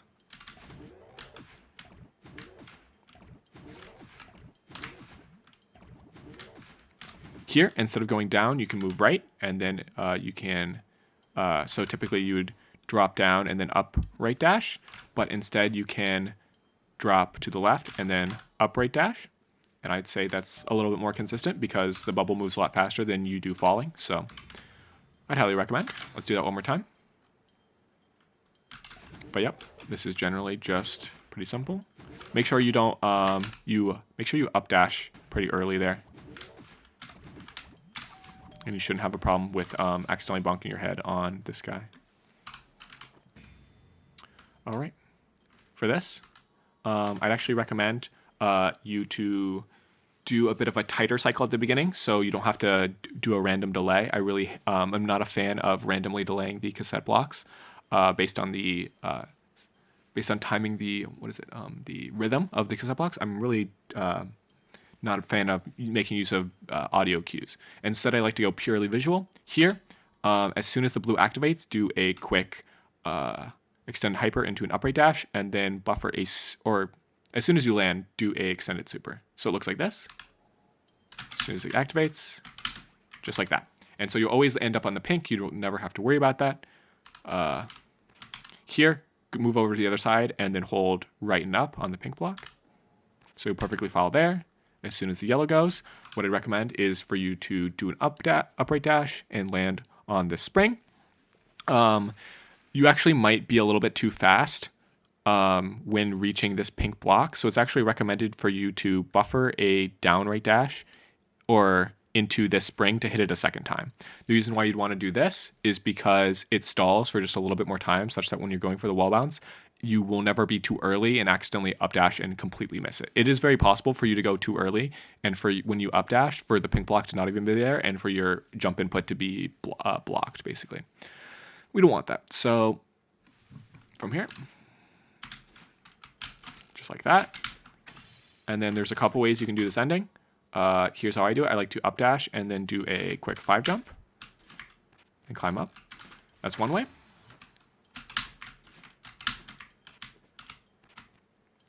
I'll show a couple other here. You can also do it intended. I'd say that's like probably my second favorite way to do it. Just start the wall bounce neutral. So don't hold any directions. And then once you start reaching peak height, tap a little bit to the right to collect the crystal and then come back. The reason why I'm recommending to start neutral is because if you hold right the whole time and then come back, if you start coming back to the pink cassette block while moving up, it is very possible to hit these top spikes. You are not safe from going too high, basically. So it is beneficial to time your wall bounce such that you land on this appropriately. From there, you just do it as intended.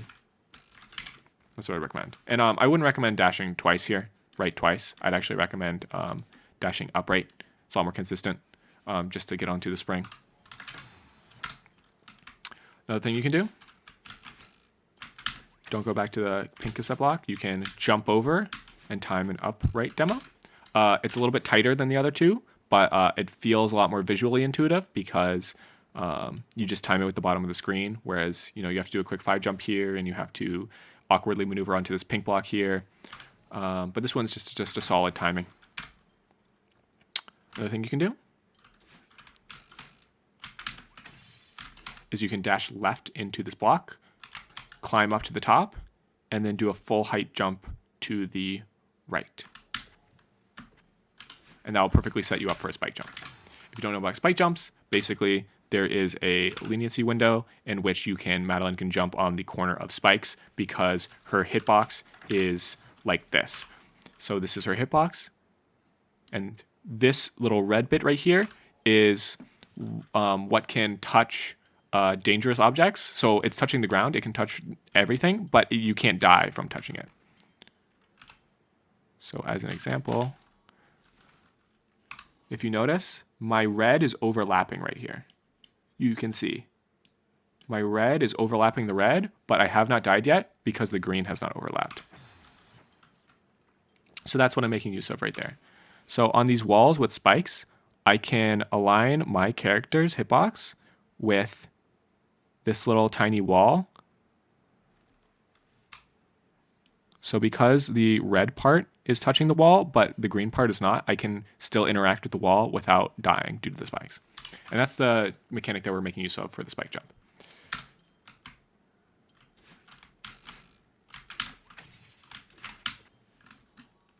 So let's see it again here. So if you climb up to the top and then do a full jump to the right, we can watch that I perfectly squeeze right here. So here I'm touching the wall, but I'm not touching these. But I'm touching the spikes and the wall, but my green part's not touching, so I can jump. Look at that. So that's another thing you can do. Other than that, you can sort of go for a mix of both. I don't know if I completely recommend this strat, but might be fun. Where you can basically go for this last strat, but with 2 dashes. So climb up with 2 dashes, and then skip the spring altogether. That's also a possibility. But yeah, a lot of different ways to do that. I'd either recommend the first or second strat I showed you, either intended or the 5 jump method. 5 jump method, a lot quicker paced, but you're going to end up with a little bit less awkward inputs, so it's more in your control. The intended method, a little bit less in your control, but a pretty easy frame window and a very consistent, nothing janky with the end. Okay. On to the next part. Here, 2 pretty easy setups for these cassette blocks. So for this first cassette block cycle, as soon as the blue activates, do a down dash into a buffer hyper. So down dash hyper, just like that. Another way you can do it is you can do a wave dash as soon as blue activates. This will give you a little bit later timing windows, but if you don't really like buffer dashes, this is for you. Obviously, that's also possible as well. But yeah, generally the down dash is a little bit more restrictive. It's going to time it at a more consistent variance, so that's why I typically recommend it, the down dash method. But some people have trouble doing extended hypers when you have to do it out of a buffer because you don't delay the extension the exact same because of when you start the dash through a buffer, it starts at different times. But anyways, for this next one, starting around the middle of the platform, and then as soon as the pink cassette activates, dash down 3 times, and then wave dash, and then hyper, just like this. And that should always get you there. There isn't really a wave dash alternative for the last one, but that is how I would do it. Just to recap. Bang. There we go. Now it's recon. Okay. First part, pretty easy. Just take it as it's intended. You don't need a wall bounce for that section. And yeah.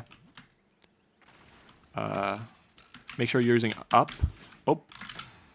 Make sure you're holding up for a lot of these jellyfish sections because it just gives you a lot more time to react. And you're going to be pretty nervous. So it's good to be in the habit of just moving slower in general.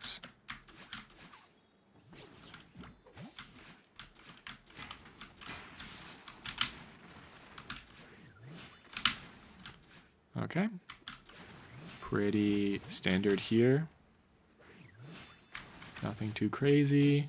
One thing you can do instead of going into this bird is you can skip the bird entirely. This is about even, but just something to mention. If you down dash into this a final time and then immediately start holding right, you can just quickly dash up right into the wall. I'd say this is about even with dashing into the bird. It's just something to consider. Here, make sure you do an up dash here instead of an upright. You can do an upright, but the up dash gives you a lot more time to consider your throw, whereas you're going to be a little bit less, you're going to be a little bit more restricted. So I'll show you what the up diagonal looks like instead for this last section. So you can see a lot closer to the spikes. I have to throw it a lot quicker. Absolutely make sure you're holding up in that section the whole time. You're a bit short for time, so definitely worth it.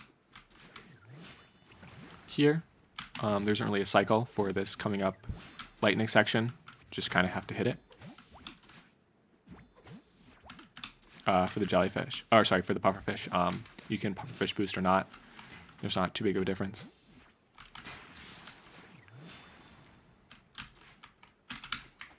Just wave dash.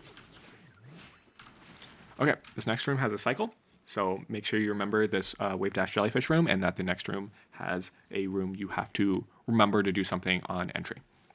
So here's what you do on entry. On entry, you're going to walk up to the bird and jump and right dash into it. As soon as the bird flings you, do an up right dash in order to stall a little bit before falling into battling, and continue the feather as normal. This is what it looks like. So up right dash to stall, and then take the feather right, and then you can kind of squeeze in between these guys pretty well. Without that, the feather maneuvering is a little bit harder, so I'd highly recommend just doing that stall tactic in order for things to work out a little bit better. Here, take the beginning as intended. One thing you can do here, you can either just go for a very quick jump into a right dash. Something else you can do is you can do a wave dash into an ultra. I find this better and for me in particular because I find ultra is very consistent, and in particular this gives me enough speed that I never have to worry about running into these electricity guys. So this is what it looks like with the ultra, and I'll show what it looks like with the quick jump. So you just do quick hop and dash. It's about the same. That's funny. Okay, that right there is a corner slip. It's very improbable because you have to time your dash at a very specific location, but just so happened to get unlucky there. So you want to upright dash pretty late and land on this thing. What you're trying to time is you're waiting for this cloud to move back over to the right. So it's going to start here. It's going to start moving. And you want to wait for it to be right in the middle, coming back to the left. And then as soon as that happens, you want to jump over to battling. Just like that. And then you can just hold right through. And I'll do this room once over to repeat. All right.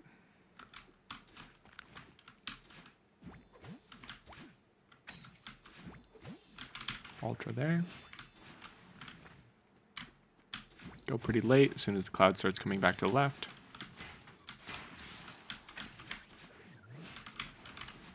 Okay. For this room, I'd recommend doing the spring skip. Here's what it looks like. Land on the land with a pufferfish boost on this fish, and then no pufferfish boost with the second fish.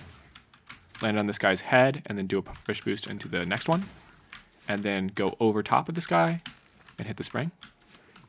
Here, there's two ways you can do this ending. The way I typically do it is I hold right and climb up onto this pillar. From here, you can do 2 quick instant hypers and just glide your way across. Make sure you don't do hold jump all the way through this arc when you're doing the first instant hyper. The second instant hyper, you have to hold jump through the whole way, but you should generally hold release jump midway through. And in order to enforce this, it's better to do it with one jump button, and it should feel pretty clean with one jump button. So kind of like this with my inputs. You don't need to dash there. I sort of did that out of reflex, but you should be prepared to dash in case this fish doesn't boost you. This fish, if it hits you, it will generally send you to the other screen, but sometimes it will be too high in its fish cycle, in which case you need to be prepared to do a fish super and launch yourself over. In all cases, very reactable. Most common case is in which you just hit this fish right here and you don't have to worry about it at all. But I personally find this okay because I like skipping feather movement. If you don't want to skip the feather movement, that's perfectly fine. You can also go above like this. Something like that. Not too precise, but I generally prefer that. Okay, moving on. This room, nothing really fancy with this room. The dream jumps and dashes are all very big frame windows, so nothing too crazy with this room. Just make sure you spread out your dashes here at the end. This next room has a cycle, so remember this really easy dream block section room as the next entry point. Here, you want to stand as close to the transition as possible, and then you want to do a downright dash into a buffered transition hyper. As soon as you do your hyper into the next room, you want to buffer an upright dash and hold grab to grab onto the jelly, sort of like this. And this should allow you to, and then you want to pretty early on do an upright regrab to go all the way over top of these electricity balls. From here, you should be able to glide all the way through and then do one more diagonal regrab to win. The reason why this works is because you have a very consistent positioning when entering the room, and buffering the upright dash gives you very consistent positioning into the bird, which allows you to this all to work. Generally, there shouldn't be too much variability with the way that you do the upright diagonal regrab. Just make sure it's early enough so that you go over. I've generally had very good results. The main way I've seen people fail is if they aren't holding jump the whole time. So it's like they'll hold jump for the hyper, release jump, and then upright dash. You need to hold jump the whole time while upright dashing, which may feel a little bit uncomfortable, but it's necessary for the strat. Other things you can do as well is you can also go for the strat. So super into the bird, and then don't hold up as you go along. In the previous example, I hold up the whole time. Here, don't hold up, so that you slide past this electricity spike. And then do a regrab, hold down, and then you should be able to go through both of them. So the main idea is you don't hold up when you're falling through to miss both the first 2 electricity balls, and then do a quick regrab, fast fall down, and then go through, and it should be lined up. But the idea is you have to do a lot more regrabs. It's not always, has a lot more points of failure, basically. but this is what it looks like again. Like that. And you notice it's a little bit less tight, so it might feel a little bit better mental-wise, but I still prefer the first method. Another thing you can do, if you go directly into the spring, what you can do is you can dash and regrab like that. So you can one cycle it like that. And then I think you can do the same thing for the rest of them. Or you can just use your 2 dashes to go through them pretty cleanly. So let's do that again. You can just go directly into the spring and then time a regrab like that. And I think you can make it, but I wouldn't trust that. I would just do the diagonal regrab to be safe, because I think that's a little bit too variable for it to be consistent. So again, this is what it looks like. This is the strat I'd least recommend, but because it's a little bit awkward to do that, but still very possible. There we go. Moving on. This room, mostly intended except for the final bit. Here is what you're doing.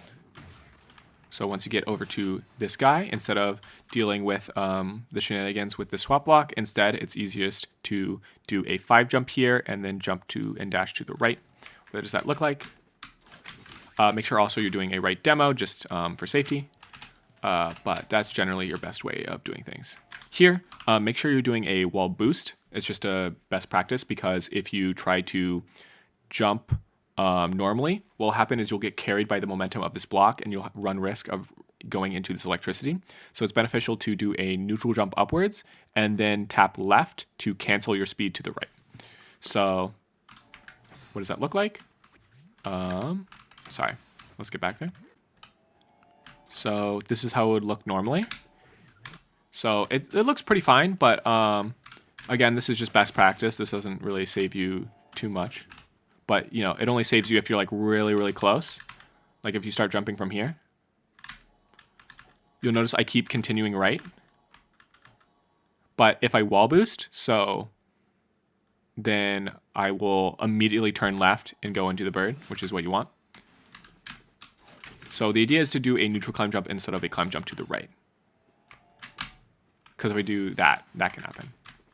Or also specifically if I climb jump or if I wall jump from the left like this. But pick your poison. Doesn't really affect things too much. I prefer the wall boost because it feels a little bit more comfortable. Because it also just sends you directly to the left, which is where the bird is. Sort of cancels out the momentum from the block. Okay, from here, if you did notice, I just held right the whole time after being flung by the bird, and you will always land here. You don't really need to position yourself. Then grab onto there.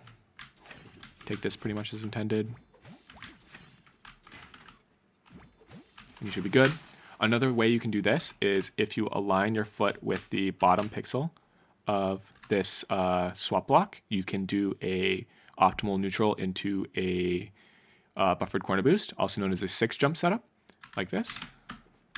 And that will give you a lot more right speed, so you don't need to worry about the awkward 5 jump, doing a neutral jump first before holding right. Because of the 5 jump, you can't hold right before. So the idea with the 5 jump is you do a neutral jump, you fall back down, and then you do another neutral jump, a buffered neutral climb jump, and then you hold right after. If you hold right before you neutral climb jump, you have a chance of running into these spikes up here. So the idea is that you have to do one after the other, and that can be a little bit dangerous because if you wait too long to hold right, then you could end up not having enough rightward distance to get over this gap. So what the pixel lineup 6 jump setup allows you to do is it always gives you enough horizontal momentum at the cost of being a little bit more likely to slip off the block, because you can technically, if you don't perform the optimal neutral in time, then you can slip off the block. If you miss the buffer, you can technically miss, but you still should, even if you miss the buffer, you should still technically have enough rightward speed and be pretty high up on the block. But it's fairly fail-safe. You really just need to try it out for yourself and see which one's better. But those are the 2 methods. And then, also, of course, you can do it as intended. This is the recommended intended path. You can go over top of the block or under. I personally recommend under. So just slide down, hold right, and dash up once you hit the crystal. that's how I would recommend to do it intended. Just like that.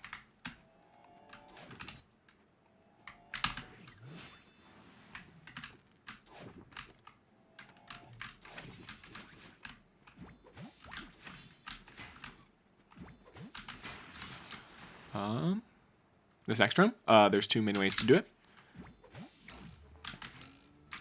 For each of the stalling cycles, I recommend you dash into it first and then hold no directions at all as you fall back down and then dash into it again. That's sort of what I recommend. As you saw, left dash into this, move over, up right dash, and then fall down into this. No directions, left hit, no directions, left hit. That's sort of the pattern.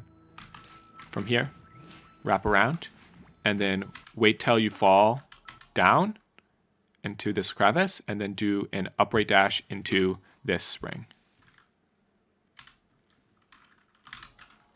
Like that. And then continue the pattern as normal. And you should always make it over that lightning. Another way you can do it is you can do the up dash. Actually, I'll show the up left dash method again. Like this. Wrap around, fall down, and up left dash. That's the only main difference.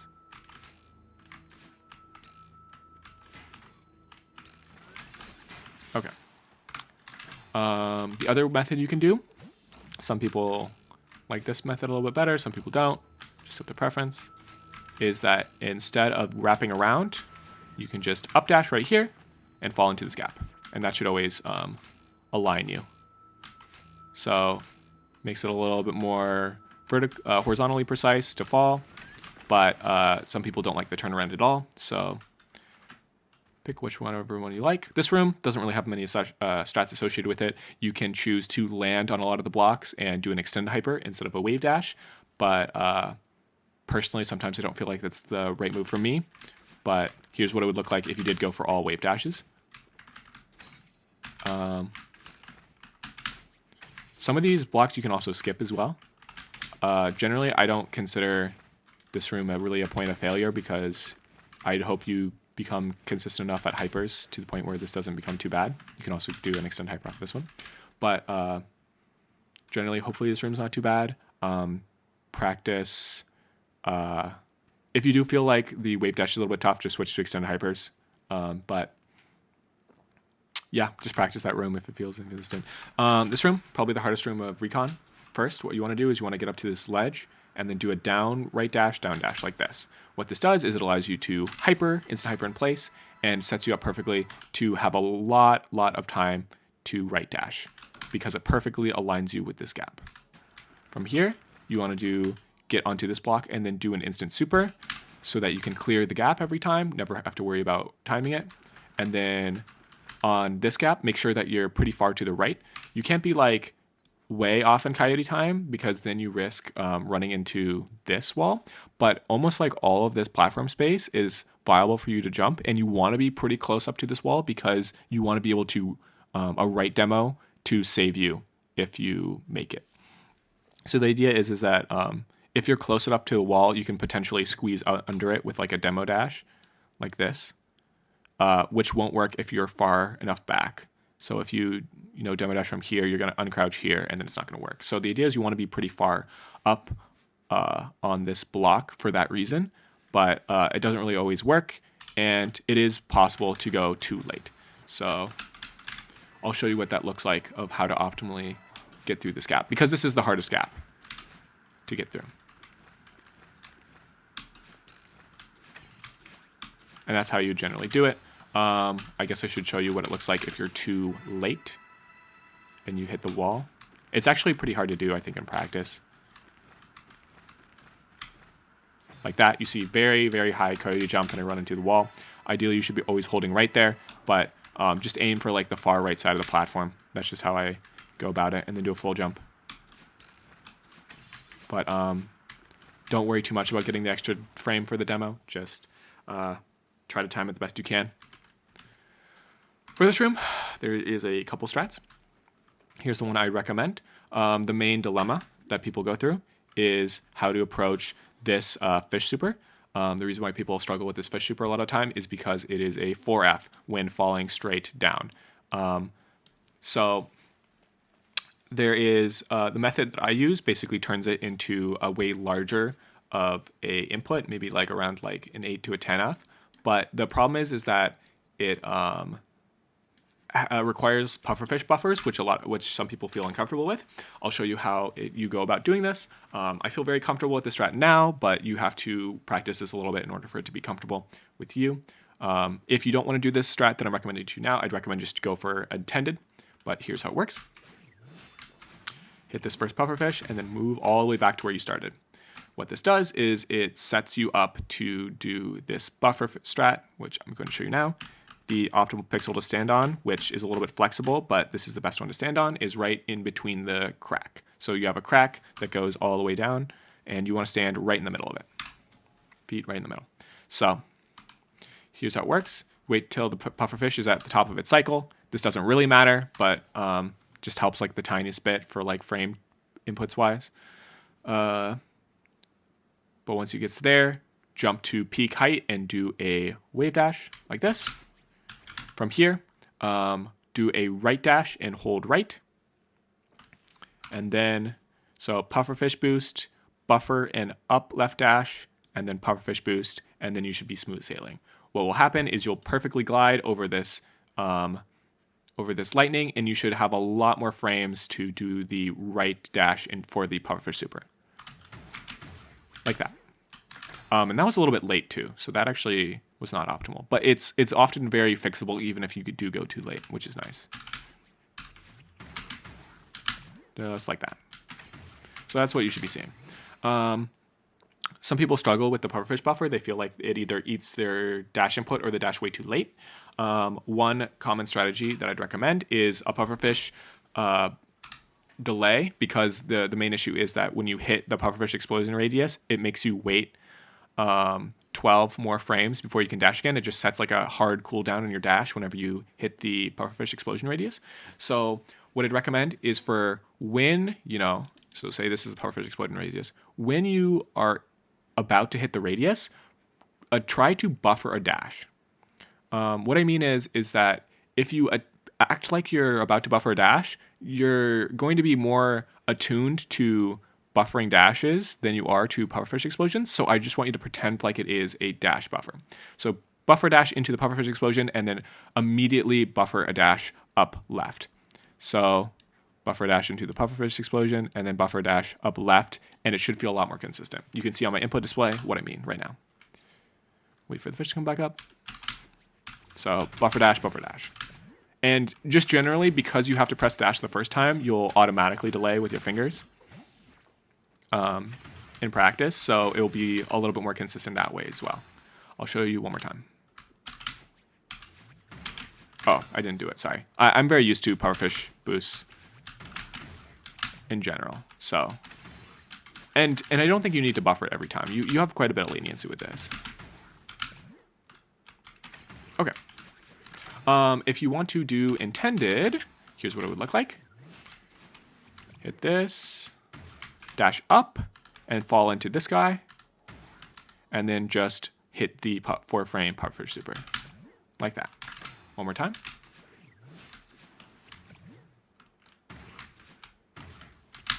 Just like that. And some people don't find that hard at all, and that's perfectly fine. If you think that's more comfortable with you, good for you.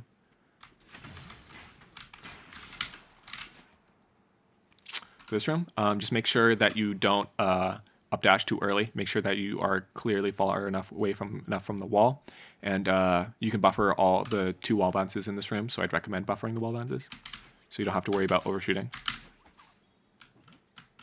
Just take it slow and align with the wall. Make sure you're far enough right. That's the most important thing with this room. Far enough right for your wall bounces, and buffer your wall bounces. Here. There is a couple things you can do, but pretty light things nonetheless. What I'd recommend, aim to be like around like where your hand is at, and aim for it to be on this notch. This just makes it so that you fall on the block faster, so that you can get to the bird faster. You want to be pretty quick with this input because you don't want the Kevin to get too far in front of you. From here, do 2 wave dashes and then do a just a normal hyper. The reason why you want to do a normal hyper is because if you when you land on the block, you sort of slide forward like that, which can be really bad if you're too far forward and you slide off like here. So what's good about not doing all wave dashes and you do one hyper is that you can down dash. So if you buffer down dash, you don't have to worry about sliding too far to the right. Whereas if you didn't, that could happen. So doing the down dash is beneficial for that. Just like that. Another thing you can do, oh, my bad, is instead of a instant hyper, you can do a ultra. Though I don't know how effective this is. Generally, this is better. See, it's a little bit close. It's consistent in theory, but this is generally better if you are consistently a little bit too slow. Like you're ending up on the left side of the Kevin more often than you're ending up on the right side. I would recommend the ultra shot that way because it gives you a little bit of extra speed when you are attempting to land on the Kevin, because the downright dash sort of preserves your speed from the hyper a little better than just doing a instant hyper, you know? Okay, but that's the last room of recon.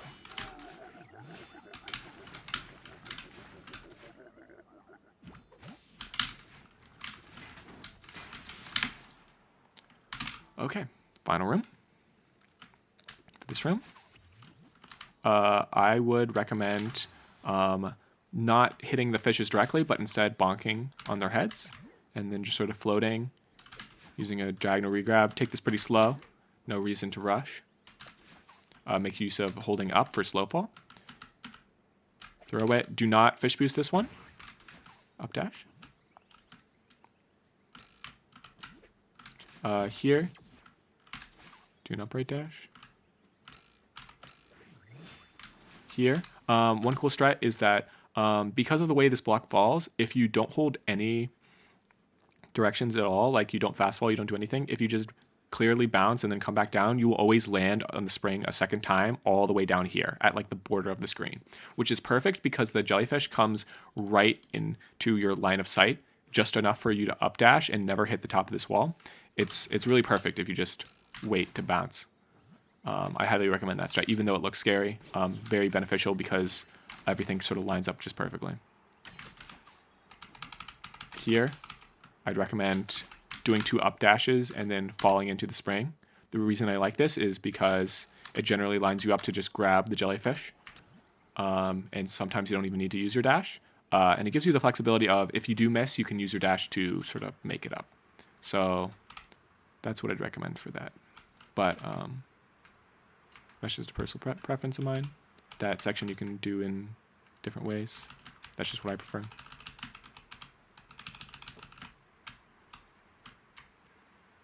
Here, if you're going for Moonberry, there's a small little detail thing you can do, which is you can bop this guy on the head, and that just makes backtracking, one of the elements of backtracking, just the slightest bit easier. It doesn't help that much, but it is something you can do. And that's only for Moonberry path. If you're going for normal path, it doesn't help you at all.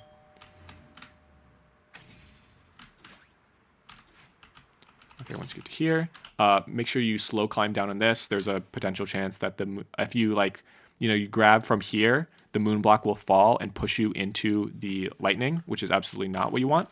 So make sure that you slowly climb down. Here, make sure that you do not get the pufferfish boost once it ends up down here. Because if you pufferfish boost, you have way less time to up dash. This feather is a little bit difficult for people on keyboard. The number one thing I'm always going to recommend is that you need to make use of smoothly transitioning your feathers. So that means you go from down to down right to right. That is the best way to keep all the speed in your feathers, because what happens if you go from down to right, or left, if you go from down to left, that hard angle change is what loses you a lot of speed and thus will make it harder for you to carry all the way around this corner. So when you're going around this corner, what you should expect to do if you're on a keyboard, if you're on an analog, you might not really have as much difficulty with this, but if you're on keyboard, you need to go left, down, right, right. That's what you should be seeing. You shouldn't hard switch any of these. You need to feather them such that, or you need to sort of slowly move in between the directions so that you can maintain the most of your speed. And then of course you need to go as close as you can to this, but that's less of a priority rather than maintaining your speed is your number one priority. So this is what it looks like. Just like that on my input display. Try to follow what it did just there. Here, as soon as I hit the spring, I just like to hold right, and then I like to time that right dash into that spring. Here, only pretty much a minor strat. With this pufferfish, I like to get the pufferfish boost, and then I like to do an up dash. The reason for this is because if you do a pufferfish boost and do an upright dash, you can often run into the electricity further that way. You can just like run into it, which is very bad. If you do the up dash, it's impossible to go too high, which is amazing. You don't have to worry about stuttering at all. You can just hold right and up. And the advantage of this is that you're intentionally going for a pufferfish boost, whereas a lot of times when you go for no pufferfish boost and try to get the upright, which is the other strategy you can do, which is no pufferfish boost and upright, it's very easy for you to get, try not to get the pufferfish boost and then start moving right because that's the next action you're supposed to take and then accidentally get one. So instead of accidentally getting a pufferfish boost, better just to go for it instead. There we go. That's the pufferfish boost I was looking for. And then you just hold up and right. Let's try that again though.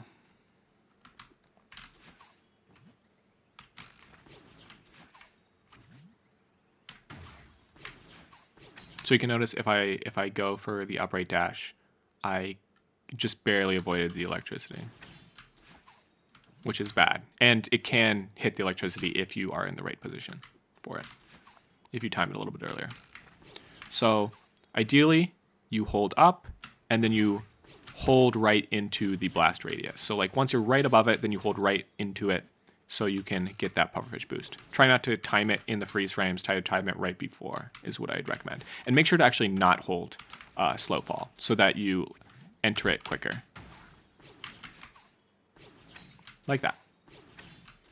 And also the advantage of doing the pufferfish boost up dash is that you end up in a lot higher of positions, even though you'll never hit you don't have enough horizontal momentum to hit the lightning. You'll be high enough such that you will always be able to have enough time to upright dash and always hit the jellyfishes. You'll always be able to boost into the jellyfishes. Okay. From here, Moonberry path. Instead of doing the wave dashes here, just you can just jump. Just do a coyote jump and up left dash. Pretty simple. You have to do a hyper there. Buffer a wall bounce there. Up dash and move into the spring.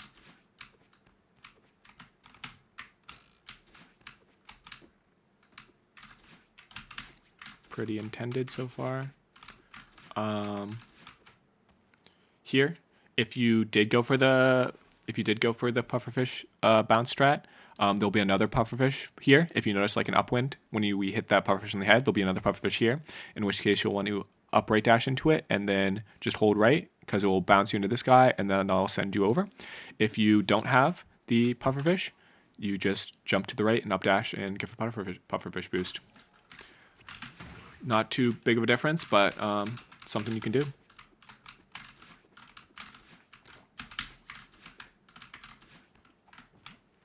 From here, we're going to go for the upwind skip. So later in this room, you have to do some fairly difficult gameplay. Not that difficult, but what you can do is you can activate the wind trigger that puts you into upwind and completely skip this entire section. How you do this is you grab the jellyfish, run into an invisible wall, see how I'm holding left, but I'm not losing left. That means I hold down.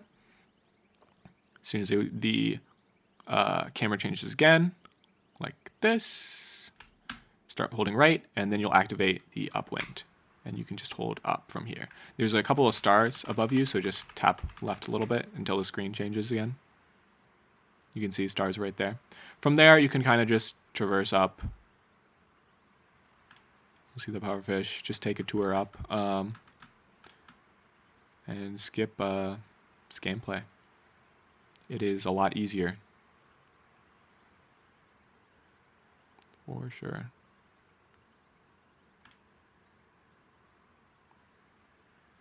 And there we go. I mean, you can do intended if you want, if you feel like that's cheating. I'm not there to stop you, but that is the best way to do it from a difficulty standpoint. From here, this is Moonberry room. Here, I'm just going to show you the route. It's pretty self-explanatory, just a lot of Jellyvators. There's a couple things to note. There is a 1 alt strat in this room to note, but otherwise it's kind of just like follow my movements.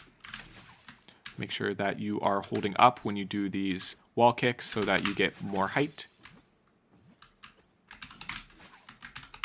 Make sure that your jellyfish starts moving down. Make sure you're on the downward slope before you start your next. Your next Jellyvator. Here you do not want to do a Jellyvator because of the positioning is kind of awkward. So almost all these you want to do, make sure you don't hit that spring that I just hit too high. If you hit it too high, you can definitely run into those spinners. Same with the previous one before that spinner I just talked about. For this spring, you want to try to be as high up as you can. So we're a little bit low, so what you can do is just Jellyvator and hit it. Then Jellyvator again. If you're too low, just hit off the side of it. Instead of doing that, what you can also do is once you grab here, you can also just Jellyvator up if you don't like the jumps from there. Wait, actually I'll save state here. So what you can do here is you can do a wall jump, grab the pink crystal, climb up a little bit, then Jellyvator again. Let's try it again. So jump to hit the crystal, and then jump again to get a little bit more height. That's what it looked like. An alternate you can do, if you don't like that, is throw it against the wall and grab. Once it hits the spring, jump over. So that's if you don't like the Jellyvator. If you think the Jellyvator is a little bit too tight, just make sure you throw the jellyfish before you hit the wall, and then hold left into the wall and grab onto it. As soon as it hits the spring, then go for it. From here, you should always be able to get to this platform, but once you get to this platform, jump to the left and do a jellyfish regrab and jump. Once you get here, no need to do an awkward up diagonal regrab. Just do another Jellyvator here, and then do 2 regrabs. Okay. This is the last section. This is done pretty intended. And then for the last section, it's pretty well on skip, but don't use the springs. Hold down, wait half a second, buffer 2 up dashes, and then up right. Up left, I mean. Yeah, and when I say half a second, I generally mean like it's such a wide window. You just need to make sure you wait just a little bit of time. As long as you don't go instantly, you'll be fine. And there you go. That's Moonberry. For Golden Room, the last room you need to worry about. Spoilers, by the way, if you want to save it for when you go there. Here's how I'd approach it. First thing you need to do is get up. No need to wall bounce, just go for it. Just jump up. So generally, this is seen as like a little bit difficult. Like you have to kind of squeeze in there. It's a little bit dangerous. So how I'd recommend going about it is dash right into this wall, dash upright into the spring and hold neutral, and then neutral dash. Yeah, just don't hold any directions and neutral dash. And it should perfectly align you between these 2 spinners and let you hit the pink crystal. So you don't have to worry about moving midair at all. And then from here, really it's just a lot of Jellyvators. Just follow along with my rules of make sure that the jellyfish is moving down before you Jellyvator again, and make sure that you do it pretty inoptimally because there's no reason not to. So Jellyvator there to get onto here. Jellyvator into this next one. Don't fish boost. Jellyvator again. Bounce on the fish. Jellyvator. Climb up this wall. Ideally just do 1 regrab there because you don't want to go too high. You should almost always make it as long as you don't move any lower down than after you collect the crystal. From here, Jellyvator and kick off the wall. From here, Jellyvator up, fall down, and then jump up and dash up. This is a pretty common way to get a lot of height from your Jellyvator instead of just starting from the ground. It's a pretty good way to get up here. From here, there's 2 ways you can do it. The way I recommend is you jump to peak height, throw it, do another full height jump, and then go like this. That should almost always work. You do kind of have to stutter a little bit, but usually the jellyfish almost always should align. So I'm going to show you once again. Jump, go. And you can see I have to fall like a little bit because I'm a little bit late, but it's very lenient. Another thing you do is you can go for the Jellyvator. Typically, this is about as difficult as doing the electricity skip in Power Source. So what you would see is you try to do an optimal Jellyvator like this, or you would try to delay the regrab so you can go over. The disadvantage of this is that you have to hit it, pretty well. It is very easy to, undershoot it. Like if you buffer it, it's still doable, but very easy to mess up under pressure. Like if you go a little bit too low, yeah, very easy. So that's why I typically recommend just use the spring. But pick your poison. If you feel really comfortable with Jellyvators, then go right ahead. Technically, what you could also do is like do the same thing you did with the first one, but that's also a little bit scary because of the right press, but that's also an option. And then from there, you kind of hold them free. That's the last input, really. There you go. Okay, that's it.